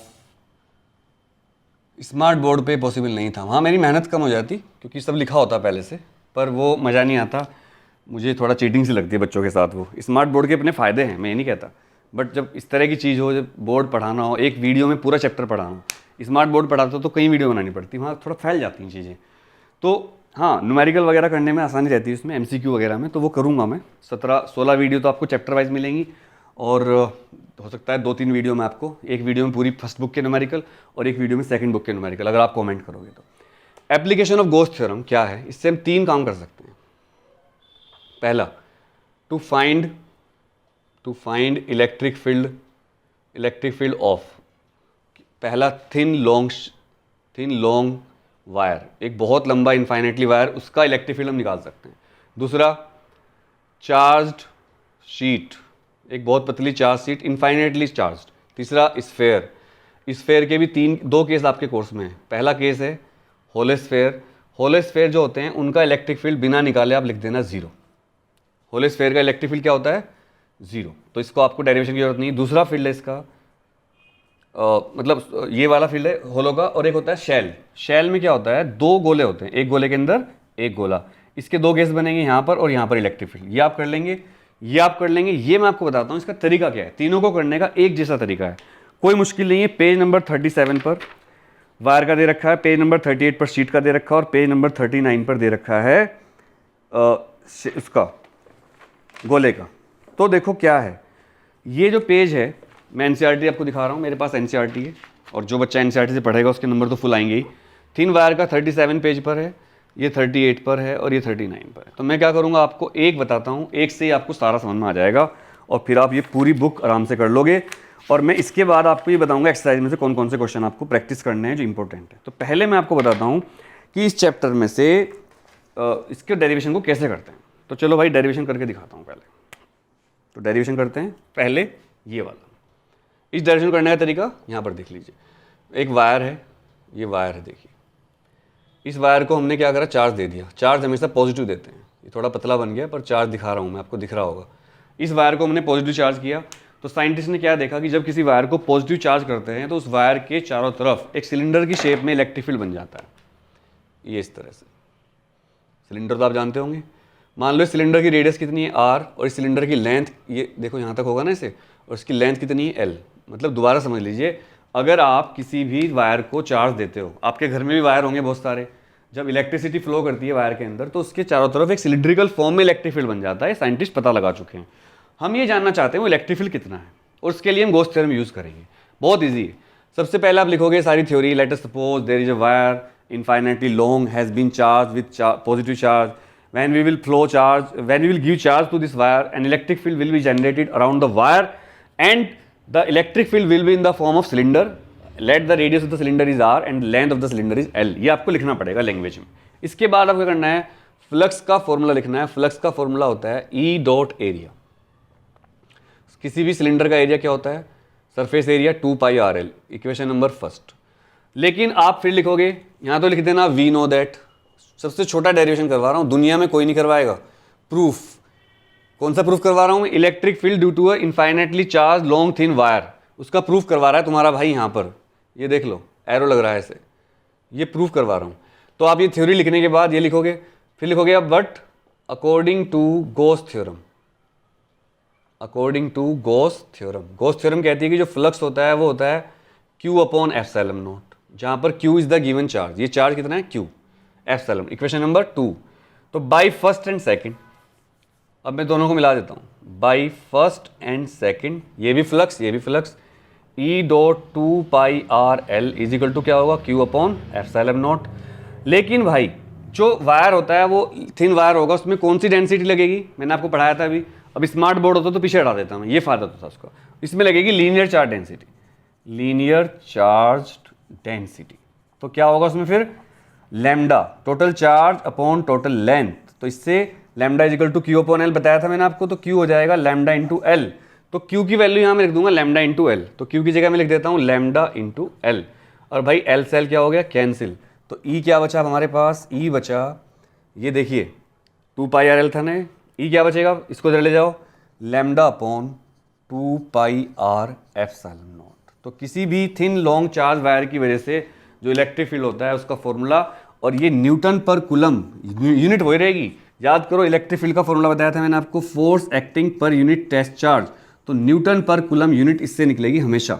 चाहे कोई भी डेरिवेशन आप कर रहे हो, कितना भी खतरनाक फॉर्मूला दिख रहा हो, तो किसी वायर की वजह से, जिस वायर की रेडियस, जो सिलिंड्रिकल रेडियस थी उसका आर था, आर डिस्टेंस पर, तो उसका जो आया है वो आया lambda upon 2 pi R epsilon naught. और अगर आप इसको वेक्टर फॉर्म में लिखना चाहते हो तो आपको इसे लिखना पड़ेगा, सॉरी, वेक्टर फॉर्म में आप लिख लोगे इस तरह, E is equal to 1 upon या lambda upon 2 pi R epsilon naught और एन कैप लगा देना है। अब मुझे नहीं पता आ रहा है कि बोर्ड में आ रहा है, ये आ गया, क्लियर आ गया। तो भाई ये हो गया हमारा डेरिवेशन। अब अगर आप करते हो शीट का, तो शीट में आपको एरिया की जगह यहाँ लेना है। शीट के दो एरिया होंगे, एक क्यूबोर्ड बनेगा शीट के चारों तरफ। मैं थोड़ा एक्सप्लेन कर देता हूँ आपको, ये आप खुद कर लेना अब। और हाँ, इसके बाद जब आप ये कर लोगे तो कहाँ गया वो, हाँ ये रहा। अगर आप शीट का करते हो तो ये शीट है, ये वाली शीट आप देख रहे होंगे, ये वाली शीट, इसका जब आप चार्ज करोगे तो इसके चारों तरफ एक क्यूबोर्ड बन जाएगा। क्यूबोर्ड का एरिया लेना पड़ेगा, क्यूबोर्ड के दो एरिया लेंगे, एक इधर का एक इधर का, 2a। तो 2a लेंगे आप एक ही जगह, जहां पर मैंने 2 पाई लिखा था वहां 2a लिखेंगे, फिर वही इक्वल टू और आंसर आ जाएगा। चलो एक और कर देता हूँ, एक और कर देता हूँ, कोई दिक्कत नहीं। अब मैं आपको बता रहा हूं किसी भी जो शीट होगी, शीट का इलेक्ट्रिक फील्ड कितना होगा। ये शीट है, जब इसको मैं चार्ज करूंगा तो इसके आर पार एक क्यूबोइडल शेप में इलेक्ट्रिक फील्ड बनेगा इस तरह से। एक्स वाई जेड एक्सिस ले लेना आप, इस तरह से, ये एक्स एक्सिस, ये जेड एक्सिस और ये वाई एक्सिस, ठीक है, ये वाई एक्सिस है। इसको आप चार्ज करोगे तो जो इलेक्ट्रिक फील्ड बनेगा वो एक क्यूबोर्ड की शेप में बनेगा। क्यूबोर्ड, इसका एरिया इधर का ए है, इधर का भी ए है। तो जो इलेक्ट्रिक फील्ड लाइन होंगी उनको दो एरिया से निकलना पड़ेगा। तो फ्लक्स लेंगे E dot 2a, equation number first, और दूसरा फ्लक्स लेंगे Q अपॉन एप्सिलॉन नॉट। लेकिन सरफेस चार्ज डेंसिटी क्या होती है, sigma is equal to total charge upon total area. Area यहाँ पर एक ए लेंगे, दोनों नहीं लेंगे, बिकॉज इलेक्ट्रिक फील्ड लाइन दोनों से निकली है, पर डेंसिटी के लिए एक ही एरिया यूज होगा। तो इसके हिसाब से Q इज इक्वल टू कितना हो जाएगा, सिग्मा इंटू ए। तो भाई फाई इज इक्वल टू बन जाएगा फिर Q की जगह sigma into A upon epsilon not, equation number 2। अब आपको कुछ नहीं करना, बाई फर्स्ट एंड सेकंड, तो बस हो गया। तो बाई फर्स्ट एंड सेकंड दोनों को मिला दो। फर्स्ट के हिसाब से फ्लक्स है कितना, E dot 2a, E dot 2a, और सेकंड के हिसाब से कितना है, sigma into A upon epsilon naught, sigma into A upon epsilon naught. A से क्या हो गया कैंसिल, तो E कितना बचा, सिग्मा अपॉन 2 एप्सिलॉन नॉट। ये लो भाई, न्यूटन पर कूलम। और अगर वेक्टर फॉर्म पूछता है तो यहाँ लगा देना वेक्टर और सिग्मा अपॉन 2 एप्सिलॉन नॉट ऐसे ही, और यहाँ एन कैप लिख देना, और न्यूटन पर कूलम जरूर लिखना। आई होप समझ में आया सबको। अब स्फेयर बचता है, स्फेयर में दो केस होते हैं, होलो में 0 और सॉलिड में 2 केस बनेंगे। वो आप जो हैं, ये मैं आपको बता देता हूँ क्योंकि वीडियो बहुत बड़ी हो गई है। कितना हो गया टाइम, 1.5 घंटा हो गया पढ़ाते हुए, तो मैं लगातार पढ़ा रहा हूँ। ये वीडियो आपको बिना एडिटिंग के डालूंगा मैं, कोई कट कोई पॉज नहीं है, लगातार। शायद ही कोई ऐसी वीडियो हो। ये देखो 39 पेज पर स्फेयर के 2 केस दे रखे, पढ़ लेना। होलो स्फेयर के अंदर तो 0 होता है, और जो शैल होती है उनके अंदर वो होता है E is equal to Q upon 4 pi epsilon naught R square. ये जो शैल होती है, गोले के अंदर गोला। और अगर पूरा एक गोला हो तो उसके अंदर इलेक्ट्रिक फील्ड 0 होता है, क्योंकि होलो स्फेयर के अंदर इलेक्ट्रिक फील्ड लाइन पहुंच ही नहीं पाती, तो वहां पर इलेक्ट्रिक फील्ड 0 हो जाएगा। तो ये चैप्टर आपका खत्म हो गया पूरा। अब आते हैं समरी। ये समरी आप पढ़ लेना अगर आपको कभी टाइम मिले, इसमें कुछ पॉइंट्स बहुत इंपॉर्टेंट हैं। जैसे समरी के मैं इंपॉर्टेंट पॉइंट आपको बता रहा हूँ, समरी के कौन से पॉइंट आपको ज़्यादा पढ़ने हैं। ये समरी है पेज नंबर 42। एक तो पढ़ लेना 4th, 5th, 9th, 11th और 13, ये पॉइंट पढ़ लेना। अब एक्सरसाइज पर आते हैं। पॉइंट्स टू पॉन्डर मैं हमेशा कहता हूँ सारे पढ़ने हैं। एक्सरसाइज में आप मुझसे पूछते हो भैया कौन से क्वेश्चन करें, एग्जाम्पल तो बता चुका हूँ मैं। तो एक्सरसाइज चैप्टर पूरा पढ़ा दिया मैंने आपको। इंपॉर्टेंट क्वेश्चन ऑफ एक्सरसाइज, बिल्कुल थोड़े से क्वेश्चन बता रहा हूँ। एक्सरसाइज के बैक एक्सरसाइज के, एनसीईआरटी के, एनसीईआरटी बैक एक्सरसाइज के इंपॉर्टेंट क्वेश्चन भी सुन लो। इंपॉर्टेंट क्वेश्चन, बहुत इंपॉर्टेंट क्वेश्चन है जो आपको बता रहा हूँ, ये सारे कर लेना। एक तो कर लेना फर्स्ट क्वेश्चन, एक कर लेना 7th, 9th, 10th, ये वो हैं जो आ सकते हैं। 14th बहुत देते हैं बार बार, ये डायग्राम वाला क्वेश्चन है। इसमें एक इलेक्ट्रॉन घुस गया इलेक्ट्रिक फील्ड के अंदर, shows tracks of 3 charge particle in uniform electric magnetic field, give the science of 3 charge. मतलब इनमें से पॉजिटिव निगेटिव कौन सा है। तो ऊपर की प्लेट पॉजिटिव है, दिख रही होगी आपको, नज़दीक देख लो। ये पॉजिटिव प्लेट है, इधर को जा रहा है तो निगेटिव होगा, ये भी निगेटिव होगा। ये निगेटिव प्लेट की तरफ भाग रहा है तो क्या होगा, पॉजिटिव। आंसर आ गया। तो ये क्वेश्चन बहुत करना, 14 क्वेश्चन। इसके बाद 16वां क्वेश्चन कर लेना सारे। 18वां बहुत आता है बार बार, कई बार आ चुका है, इसको ज़्यादा गोला कर रहा हूँ मैं। और भाई इसके बाद आप कर लेना बस 23, और एडिशनल में से कोई भी क्वेश्चन आपको नहीं करना है। तो देखो 24 क्वेश्चन में से तुम्हारे भाई ने कितने दिए, 1 2 3 4 5 6 7 8, तो 8 क्वेश्चन दिए 24 में से, केवल 1/3 क्वेश्चन है। तो ये सारे कर लेना प्रैक्टिस, और अगर किसी क्वेश्चन में दिक्कत हो तो आप जो हैं, आजकल तो सॉल्यूशन मिल जाते हैं, बट जो वीडियो आएगी मेरी न्यूमेरिकल की, उसमें मैं इसके सारे इंपॉर्टेंट क्वेश्चन करवाऊंगा आपको। ये मैंने आपको इस वीडियो में 1.5 घंटे से ज़्यादा की वीडियो हो चुकी है, पूरा आपको फर्स्ट चैप्टर खत्म करवाया, एक एक टॉपिक पढ़ाया, डेरिवेशन करवाए।